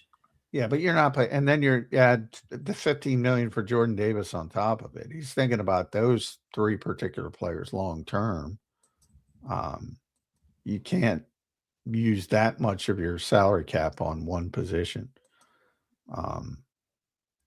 Just not feasible. I mean, you'd like to keep every good player you have. Certainly ones you've drafted and developed as well. I mean, typically the Eagles would do everything humanly possible to keep Milton Williams, but typically you only have one player of that caliber at defensive tackle at one time. They have an embarrassment of riches at defensive tackle right now. A lot of good defensive tackles, no doubt about it. We will see what they end up doing here. Got about 15 minutes left on the show. Let's get to some super chats from the great people of JAKIB Nation. What's going on, everybody? Good to see everybody in here. We appreciate you being here. Don't forget to hit that like button. Don't forget to subscribe to the channel if you're not already. All right. If you're on the podcast, leave us a review. We appreciate it. 5 stars because we're your favorite Eagle podcast here every day. Here's HKP. What's up, HKP? Member for 5 months. Thank you, brother. He says, we trade AJ. Who is Jalen, our limited quarterback, throwing the ball to? Jalen needs the greatness of others. As much as AJ talks, Jalen needs him. Well, you wouldn't be staying stagnant. You'd be bringing in other receivers. So Who would not be as good as AJ Brown? no, but I mean, again, the team with the best receiver doesn't win necessarily. But do you need contributors? Yes, you need contributors. And I said, the one thing about the NFL draft is the one position you can go find guys who can contribute right away is wide receiver. Now, 17 guys Dane Brugler had his top 100. So you would, if you do trade AJ Brown, obviously you're going to draft someone. Maybe you sign somebody in free agency as well. So maybe you have a better core group, a deeper core group. Maybe you have a different style. Maybe a KC Concepcion, a yards after catch, a manufactured touch guy, something like that. You don't want to give it obviously. Let him take some jet sweeps, John. The point is, if you're moving on from AJ Brown, it's not like you're not going to add at wide receiver. Individually, you're not going to find a better player like that, but you can build up the collective to be better. And that would be the goal. You also have a quarterback who would have to be willing to spread the ball around, like a Shanahan offense or a McVay offense typically does. But yeah, I mean, you're not just staying stagnant if you trade AJ Brown. You're going to bring in multiple bodies at receiver. We'll see what they end up doing. HKP, I happen to agree with you, brother. I don't think it's a good move. So we'll find out. Here is Leon. What's up, Leon? Good to see you, brother. Leon with a very Leon question this morning says, J-Mac, do you like Waffle House? I don't know how we got there, but in my younger days when I was inebriated, yeah, you love Waffle House.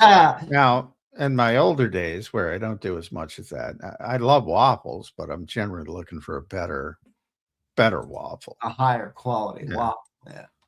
I got a funny Waffle House story. Liam, when I went to Alabama in college, my apartment was right off the strip, off the main strip. It was all the bars, the booze, the drinking, the party, and everything. You name it, it was right there. And right at the top of the strip was the Waffle House. And right, I would say, I don't know, 100 yards away was the door to my apartment. And as John uses the word inebriated, I can double up on that word.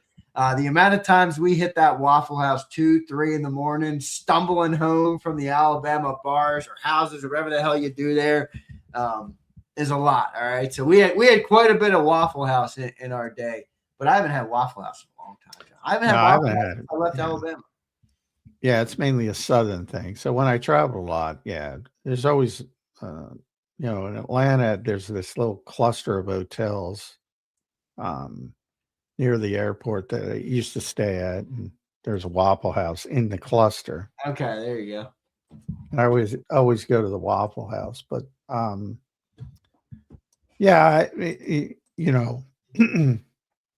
again, I love waffles. I love breakfast for dinner. I love it. But I'm generally at this stage, I'm looking for the higher class of the waffle. Back when I'm trying to find, there was a place called, I think it closed now. When I was at it, same complex next to the Waffle House, there was a Philly cheesesteak place that went in when I was living there. I think it's gone. I think it was called Philly Boys or something. Let me tell you, it didn't taste like a Philly cheesesteak. I'll tell you that much. Never does. No, it never does. Leon, thanks for the question, brother. Appreciate everybody being here today. John, about 10 minutes left in the show today. The most pressing needs for the Eagles coming up are what? Draft prep at this point or free agencies first? I mean, I don't think they're going to be big spenders in free agency, but maybe I'm wrong about that. Biggest things to think about here for the Eagles as we get closer to the free agency period. I know we have the combine. Obviously, the draft is something we're going to keep diving deeper into. We got Rick Saratella on Thursday. But what's the priority for the Eagles now?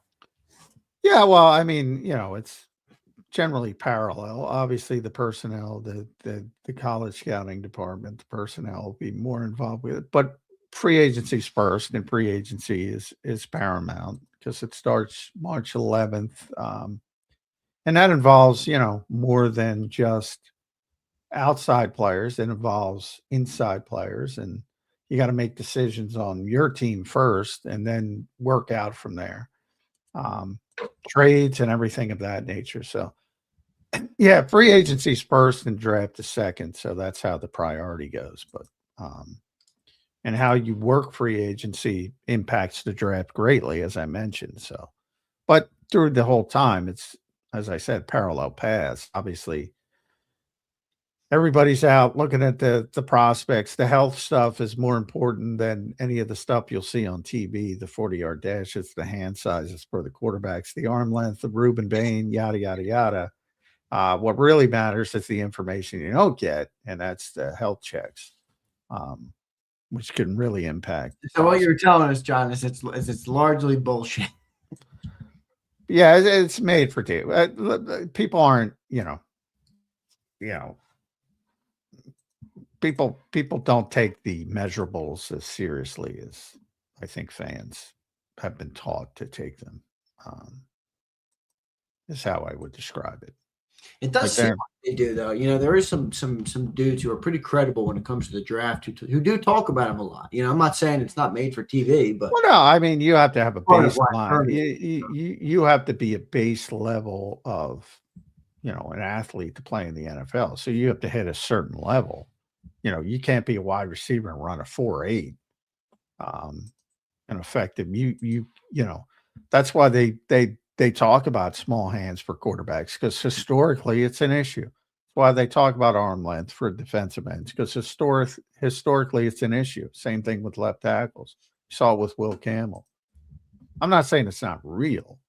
I'm saying, teams aren't building their draft board on what happens at the combine. They do that themselves throughout the process, and there are much bigger evaluations than that part of it. So, but the NFL's done a good job building up the combine as another destination event that people want to watch. That it's more hype than that. From the team standpoint, the most important part of the combine by far is the health checks. By far. Sean McVay doesn't even go. He doesn't even go anymore. Hasn't for the past couple of years. I doubt he's going to change. He doesn't even go. It is what it is. We'll see what ends up happening with the Philadelphia Eagles, the combine, and all the things alike that are coming up here in the Eagles off season. All right. John, this offseason already feels so much different, man. When last year they obviously went to the mountaintop and they won, and they had the Super Bowl and the parade, and everything was peaches and cream, joy and bliss in Philadelphia. After we lost Milton Williams, we'll be okay. We lost Josh Sweat, we'll be all right. No, we're the Super Bowl champ. We lost this guy, oh good. Well, John, it feels a little different this year, man. I mean, I was thinking about Jalen Phillips. We lost Josh Sweat. We're still trying to replace him. We're still trying to replace Josh Sweat. Well, they replaced him, but they just got to re-sign the guy. Will they? And I think they will, but we'll see. We'll see. Obviously, it's going to be expensive. But yeah, I mean, to your point, I said leading up to the season, I cannot believe Howie Roseman will go into a season with that edge rushing room. And he did, but he didn't do it on purpose. He was desperately trying to get Myles Garrett early in the process, desperately trying to get Micah Parsons late in the process. Wasn't able to get it done. Shifted gears in season, finally got his guy. So the whole time he was trying, but I think, people conflate. Just because you want something doesn't mean you can get something. You're always trying, but there's 31 other teams putting hurdles up all the time. Yeah, so. But they were never satisfied with their edge rushing situation. And they won't be this year if they don't re-sign Jalen Phillips. I already got you to give me a couple predictions on contracts. What do you think Jalen Phillips will get? Yeah, I'm in the 20 plus million category. I've seen 30. I can't go that high. No, I'm in the 22, 24-ish. That's just right off the top of my head.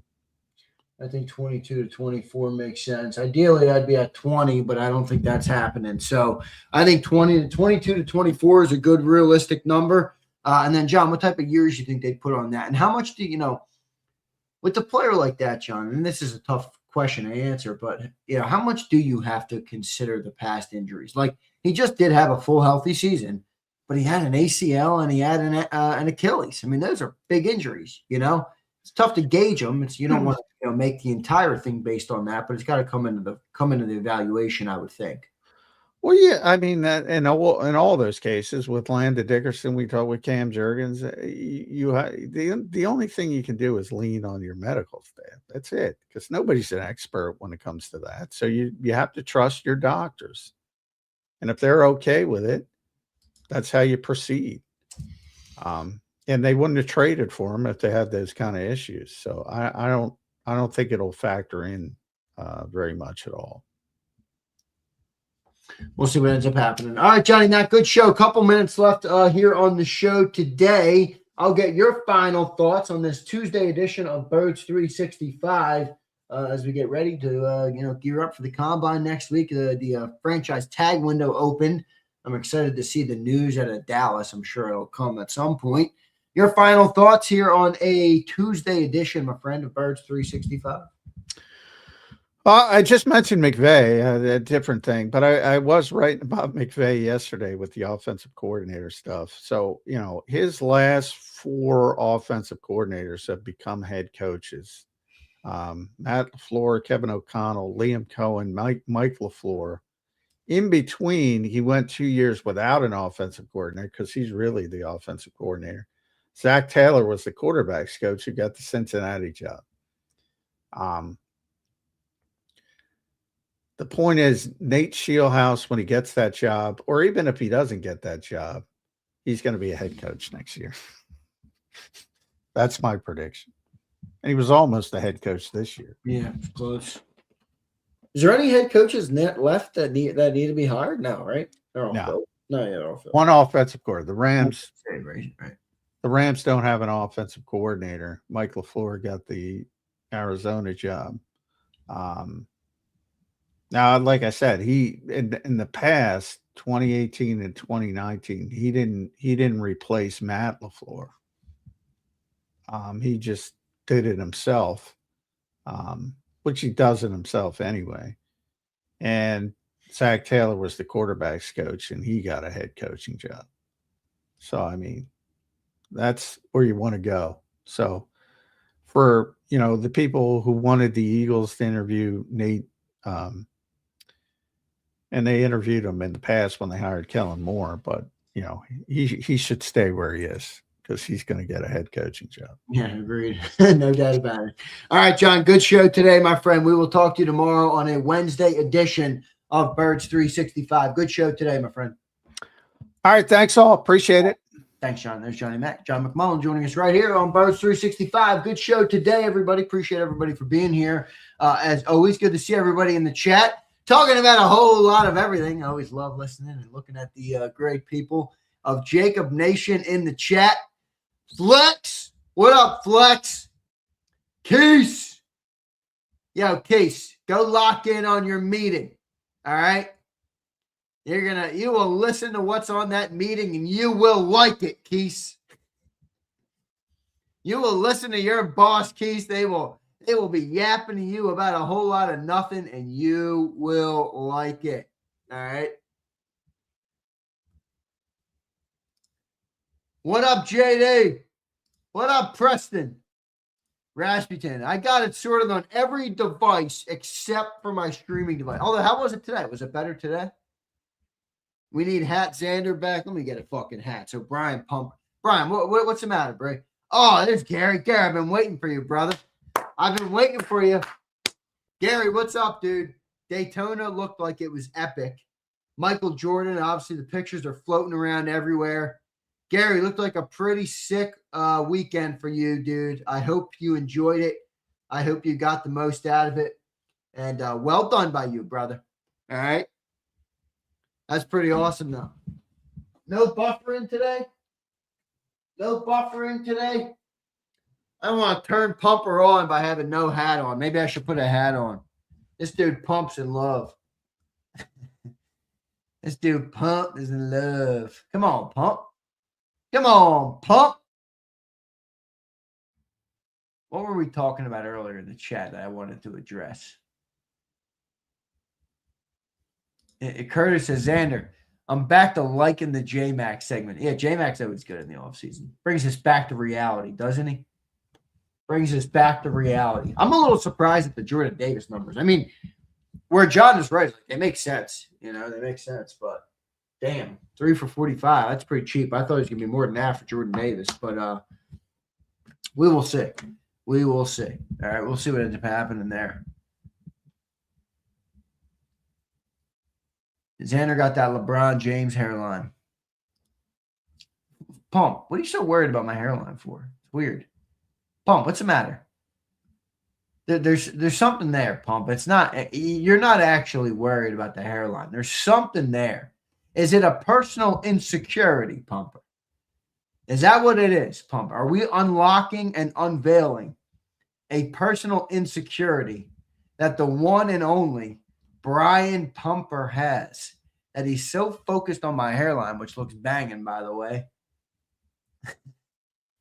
What's the matter, Pump? What's the matter, Pump? Huh?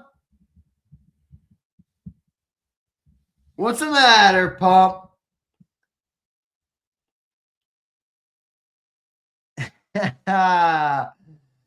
Come on, Brian Pumper. That toupee's not fooling anyone. Come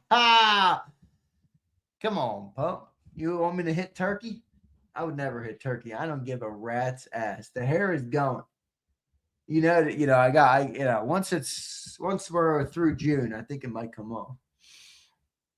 We'll see. Can't get taxes for dude. Please, Jason, don't even make me think about taxes. I got to go again. I got my accountants are up my ass. After soon, I'm almost, at the level where, like, I don't know, for anybody that is self-employed or has to deal with taxes by themselves, or has an account, but still, it's a nightmare. Especially me. I use like monthly stuff. I didn't use it this year, so I got all fucked up. Because my accountant was sick. I mentioned this on the show last week, but so my accountant's super sick. So I got a new accountant, and I'm in the phase where I'm like, everything is on me until it's on them. I almost have given them everything to where it's in their court, But I have to get to that point. It's a new account, so they need the whole setup, the whole rundown, the whole history, everything that goes on, all the accounts, all the cards, you name it, the contractors, the 1099s, everything. So I'm like, good Lord. But you got to get it done. You got to get it done. So it is what it is. But I'm paying an arm and a leg and tax. I saw somebody in here, Rasputin. I think you're becoming one of my favorites in the chat. This guy is he's just a smart guy. I mean, you can tell. The guy just makes a lot of sense with his comments.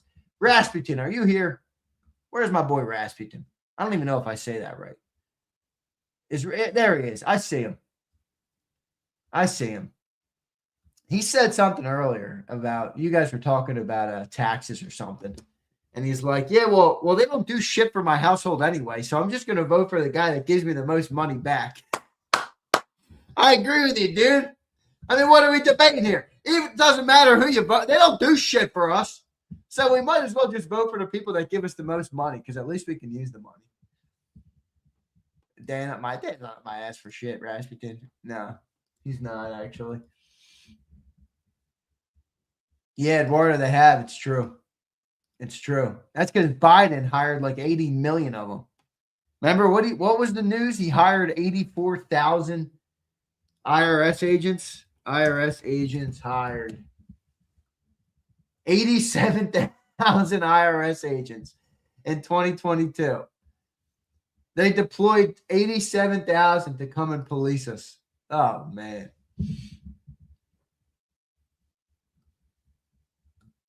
Yeah, I hate to see it. 87K. Z, just do Tyler. TurboTax would delete my account. Tyler, my taxes are a nightmare. Anybody who's self-employed, for the most part, the taxes are a nightmare. It's not as simple as get my W-2, list my dependents or not, blah, blah, blah, put in this and get my return. I don't get a return, bro. I got to pay. I get a bill. I get a tax bill.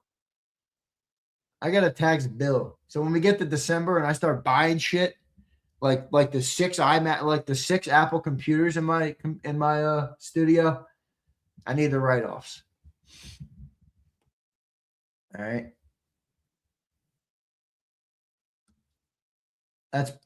It's part of the demoralization. I could see that, Sig. Start having, yeah, right, Gary. They're coming, dude. Don't worry. 11K. Oh, nice, Rasmussen. Nice, buddy. 11K back, child tax credit. Rasmussen, if you don't mind me asking, how old are you, or how old are your kids? Like, what range are you? You don't have to give me exact if you don't want, but what range are you? How are your kids still younger? Are you a younger dude? I'm curious to know. Faxy, not doing taxes till April. Pump, I'm doing Pump. So the last 5 years, I've been every year I call my accountant in April, and he gets so mad at me, but he loves me. He's not my accountant anymore. Well, he is, but he's not. He's sick right now, so he really can't help me. But every year, April, I call him, or March, I'd say, Art, that's his name, Art, file the extensions, Art. I got till October, and he'd file the extension for me, and I'd do it that way. But that is, Pump, I'm actually, for the first time, maybe in my life, I am ahead of it. My 2025s, which aren't due till April, are almost done. So, yeah, I'm going to have a bill even earlier this year, which sucks, but it is what it is. So I'm going to be ahead of the taxes for the first time in 5 years. So I'm done 2025, but I might tell them, hey, don't file until April. And they probably won't file until April anyway. They know the deal. So Pump says, try paying 10 to 13. Pump, my tax bills exceed that, dude. My tax bills are ridiculous. Gary, me too. Gary, mine were joint because my account got 6 and my extension was till October. So I had to pay a fee to get 20. I just got 24 done. So I had to pay a fee on top of the tax bill. Like, let me get ahead of 25 so I'm going to pay another fee. So I got to pay more fees and bullshit. But I normally always do the extension out to October. So everybody, Pump, what's funny is, around this area, Pennsylvania is by far the best. In this area. Have you seen the taxes in New Jersey or New York? They're insane, dude. They're insane. So Pennsylvania's, I get it. It's not the best, but it's not as bad as it could be. All right. So not as bad as it could be. My fiance lives in Jersey. It's where she grew up.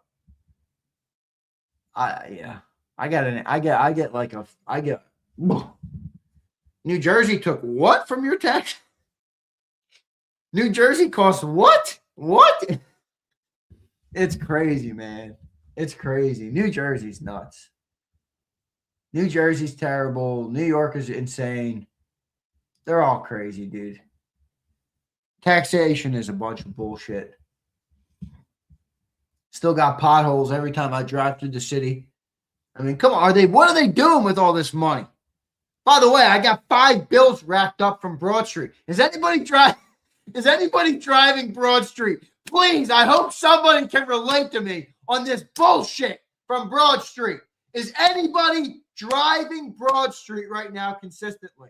And if you are, how many bills have you received from the Broad Street cameras? I mean, if you go 25 miles an hour on Broad Street, you are literally moving at a snail's pace, okay?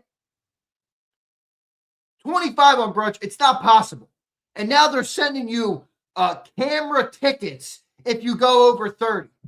I'm like, what do you want me to do? The flow of traffic is 38 on Broad Street.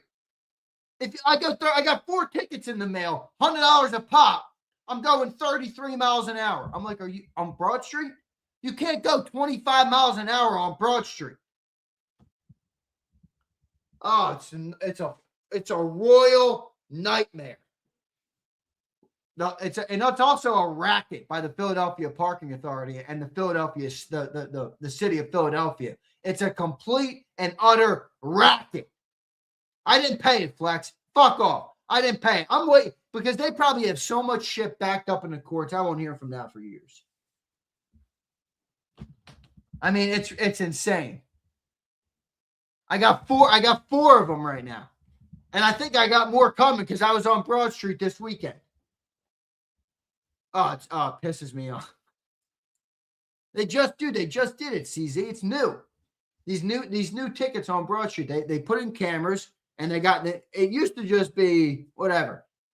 Now they're actually sending you tickets and taking pictures of your license plate. I got 5 pictures of my vet driving down Broad. And the funniest part is you think I'd be a speeding asshole. I'm not. I'm going slow. You're going 33. Yeah, that's what I'm getting, Prince. That's what I'm getting. I'm going 33 on Broad Street. Everybody's flying by me, probably in stolen cars and bullshit and wrecked Altimas and wrecked Camrys. Who knows where they came from? Who knows if the license plates are even valid? I'm going 33. I'm getting blown by it. I got 5 tickets in the mail for $500. I mean, fuck off, Philly. It's a joke. Yeah, CZ, if you're on Broad Street, get off Broad Street.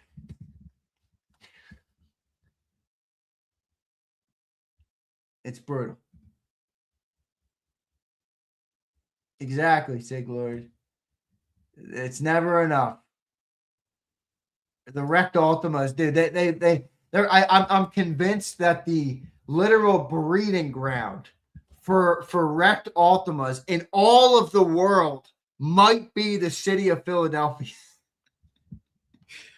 The breeding ground for wrecked Altimas is the city of Philadelphia. I'm telling you right now.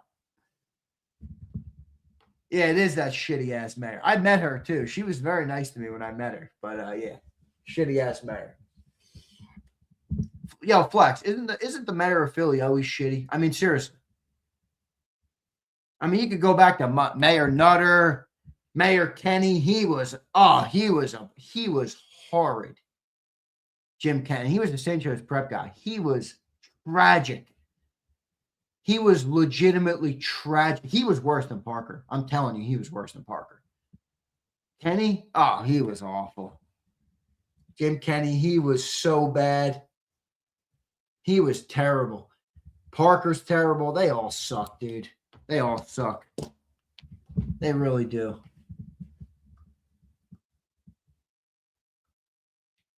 Yeah, we really went down the wrong rabbit hole in Zander time today.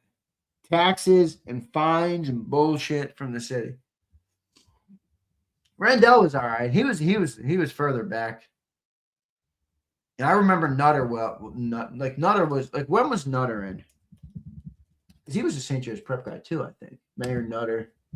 He was in 2008 to 2016. So Rendell was when?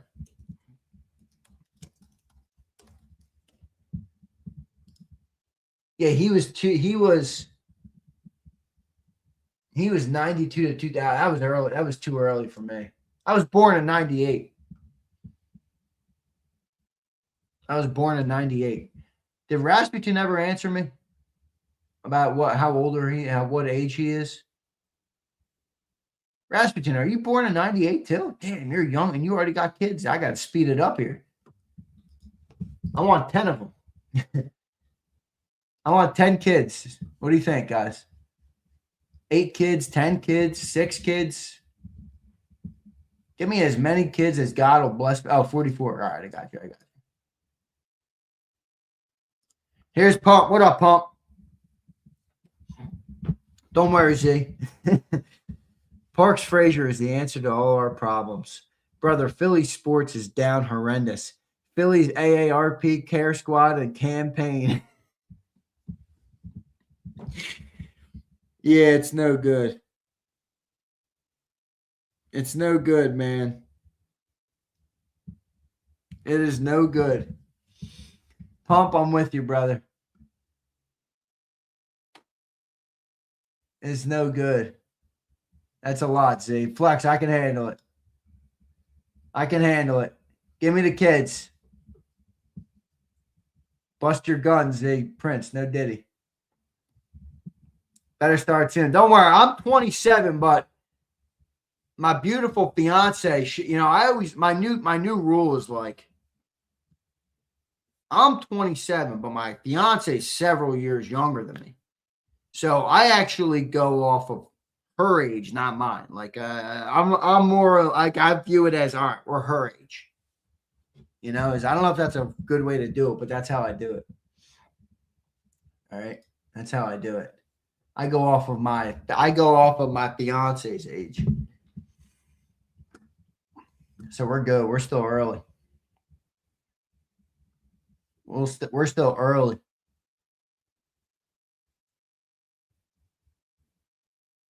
Yeah. Sig Lord, you're right. I don't want to get too much into that.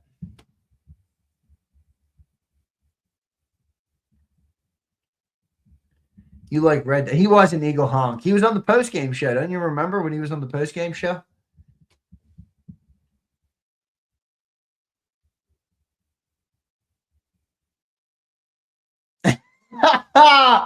Oh my gosh, that is the funniest Pumper comment I've ever read. Pumper, are you kidding me, Pumper? Pumper, I'm almost insulted. What a comment from Brian Pumper. Oh man. You guys really think I'm one of those average ass Joes, don't you? It's truly sad. You guys listen to me every day, Pumping. You think I'm an average ass Joe, don't you? You think I'm an average Joe. Pumper, that is the funniest thing I've ever read, man. He said, Z, you're not finna hyphenate, are you? Oh, man. I'll save that for the secundas of the world, man. Oh, man. The hyphenate is wild. No, thank you, Pump. The Krause HQ, brother. I got a whole business for my household. The Krause HQ. Hyphenate. Come on, man. We're not doing all that. I'm the Don. The Krause Empire builds from here, baby. Wow. Come on, Pump. That is funny, man. I can't believe Pumper just hit me with that. That is freaking classic. Here's Braswell. What up, Braswell? Did your Jersey guy ever get out of prison? No, he didn't. I haven't heard from Tony in months. I heard from Henry, though. I didn't hear from Tony, though. I think Tony blocked my number. I don't know where Tony's at, dude. I think I got. You know what, guys? We should do a giveaway, right? We should do a giveaway. I got some shit still to give away. Look at all this shit. I think I posted people some shit, probably. Who knows? Look at that shit. I still got it. Let's look at what we got. I'm going to turn that down. Turn that on. Give me a nice little fan action.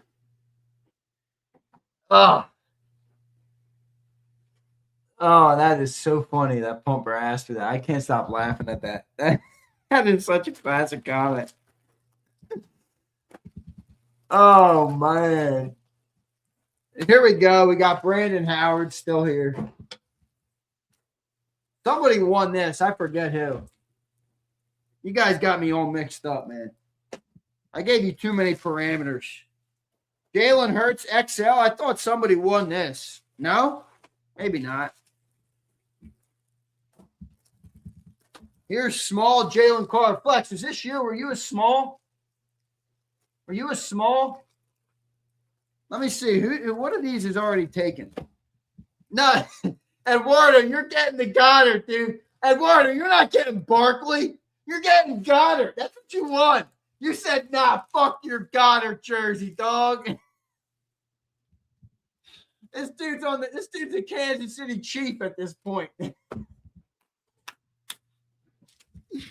What are we gonna do, man? He's a Super Bowl champion. You don't want the damn Goddard jersey? You get beggars can't be choosers. Beggars can't be choosers, man. Beggars can't be choosers. Who the fuck else I got here?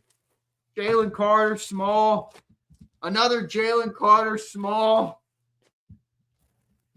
And a Jeremiah Trotter Jr., the newest starting linebacker of the Philadelphia Eagles.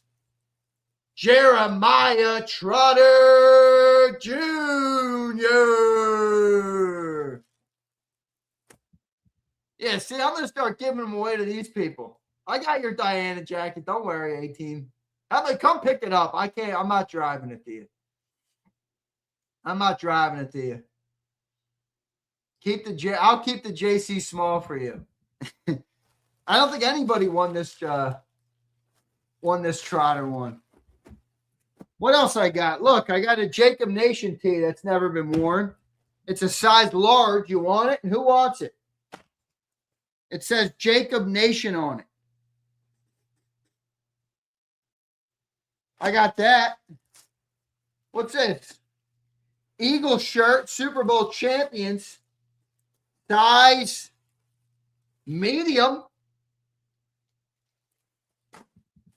Get that sucker away. Here he goes, another Super Bowl champ shirt. Size a 2XL. Here is another shirt, another 2XL.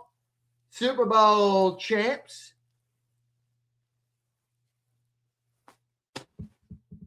What else we got? There you go. That's everything I got. Oh, wait, whoa. Whoa.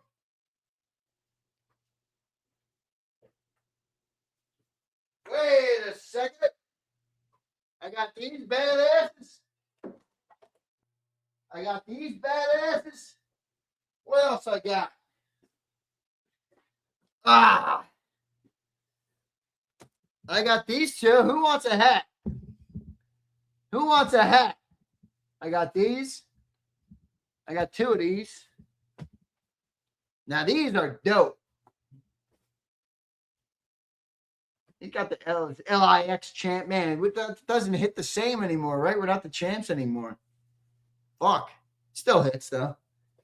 I got two of these. Two of the LIX hats. This is a Prince hat right here. You got the flap or an A-team hat. Damn, this is fire. If you got to like flap rims, though, you got to like you don't want to bend the rim on this one. Damn.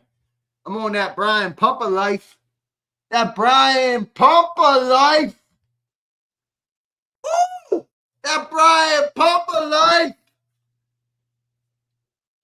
I got a big head, man. I got a big head. I can't be doing these regular snaps. That Brian Pumper life. What up, Pump?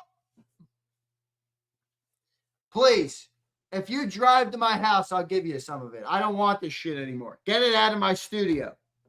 I'm dead serious. I am dead serious. You show up to the crib, you leave with some piece of Eagle merch. All right? The only caveat, I'm not giving you the address. I got to get rid of it, though. Seriously. I truly and honestly do not want it anymore. Okay? Take it all from the studio. I do not want it anymore. All right? Let me get these shirts organized now. Oh, speaking of, we were just talking about the taxes, right? That's the other thing. My accountant was like, why the hell did you pay for like 800 shipping labels? I thought you were making content on YouTube. I'm like, yeah, I gave away shit to the great people of JAKIB Nation. I gave away shit to the great people of JAKIB Nation. So I wrote off all my shipping expenses, guys. Quite a bit. I spent almost $1,000 on shipping stuff. That's a lot of shipping, folks. All right, there's Jersey, Trot. We got Carter Flex. Come pick up your Carter jersey. We got 2 Carter jerseys. Who wants the other Carter small? Who wants the other Carter small? You must be a member, but I might just start picking people out. You're getting this jersey. Eduardo, you're to the back of the line. You don't want Goddard, you're cooked. All right?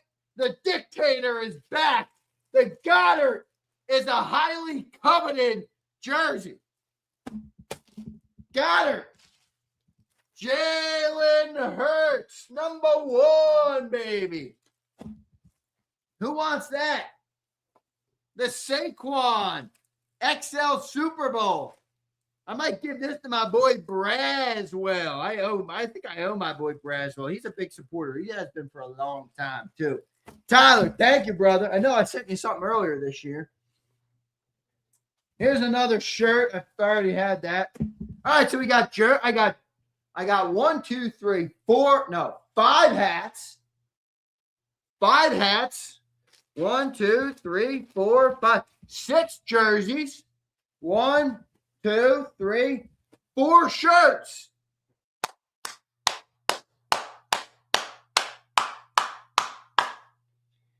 And I got Brandon Howard's jersey still, but that thing might never leave because that Canadian is never coming to Philly. And I sent that thing for $50 to Canada. Get a load of this. Get a load of this. I sent $50 to get this jersey to Canada. I'm filling out customs forms, all sorts of shit.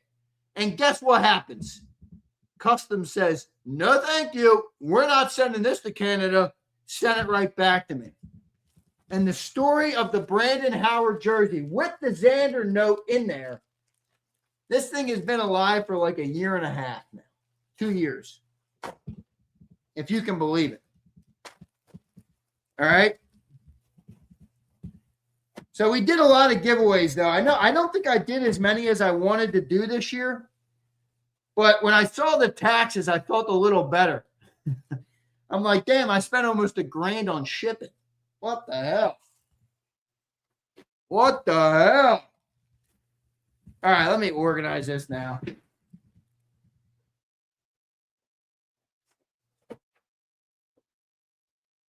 That's pretty funny, though.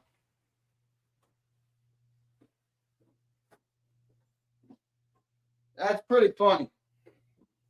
All right.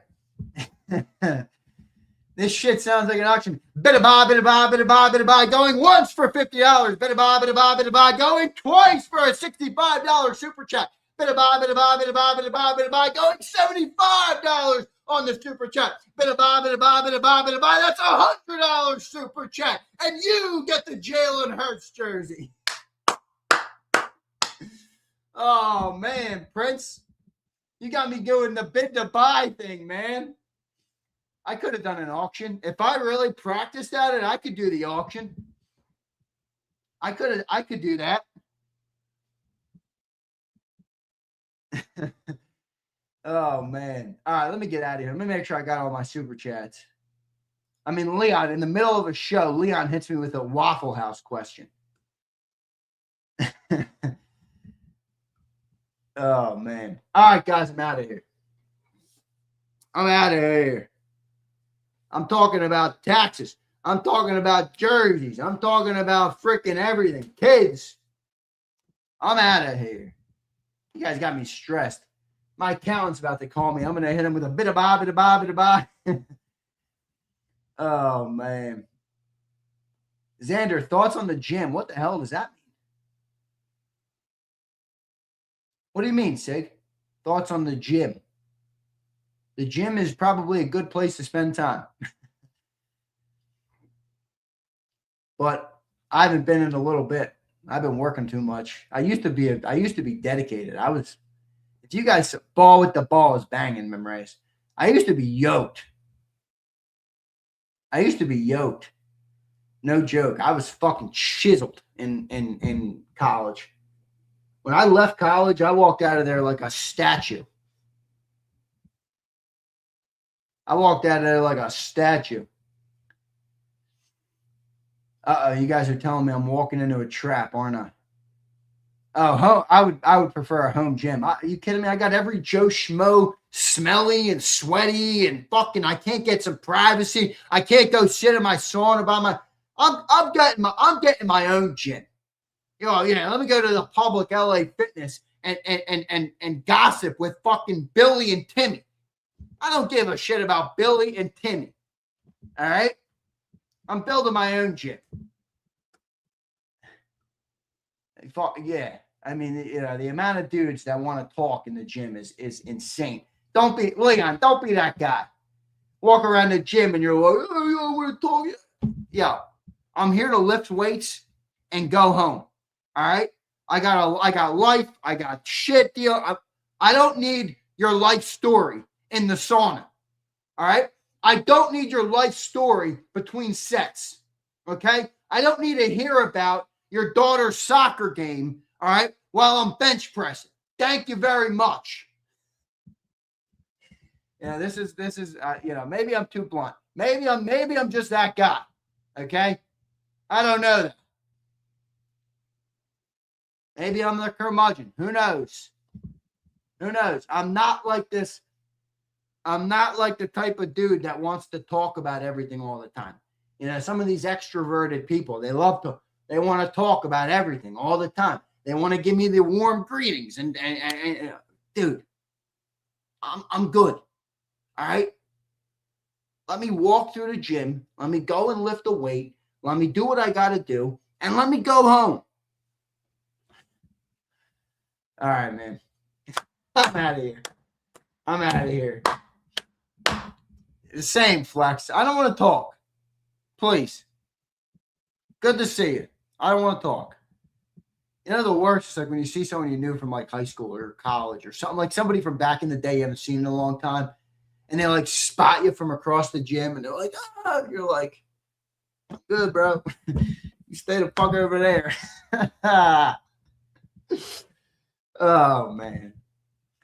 I am a curmudgeon. I love being a curmudgeon. All right.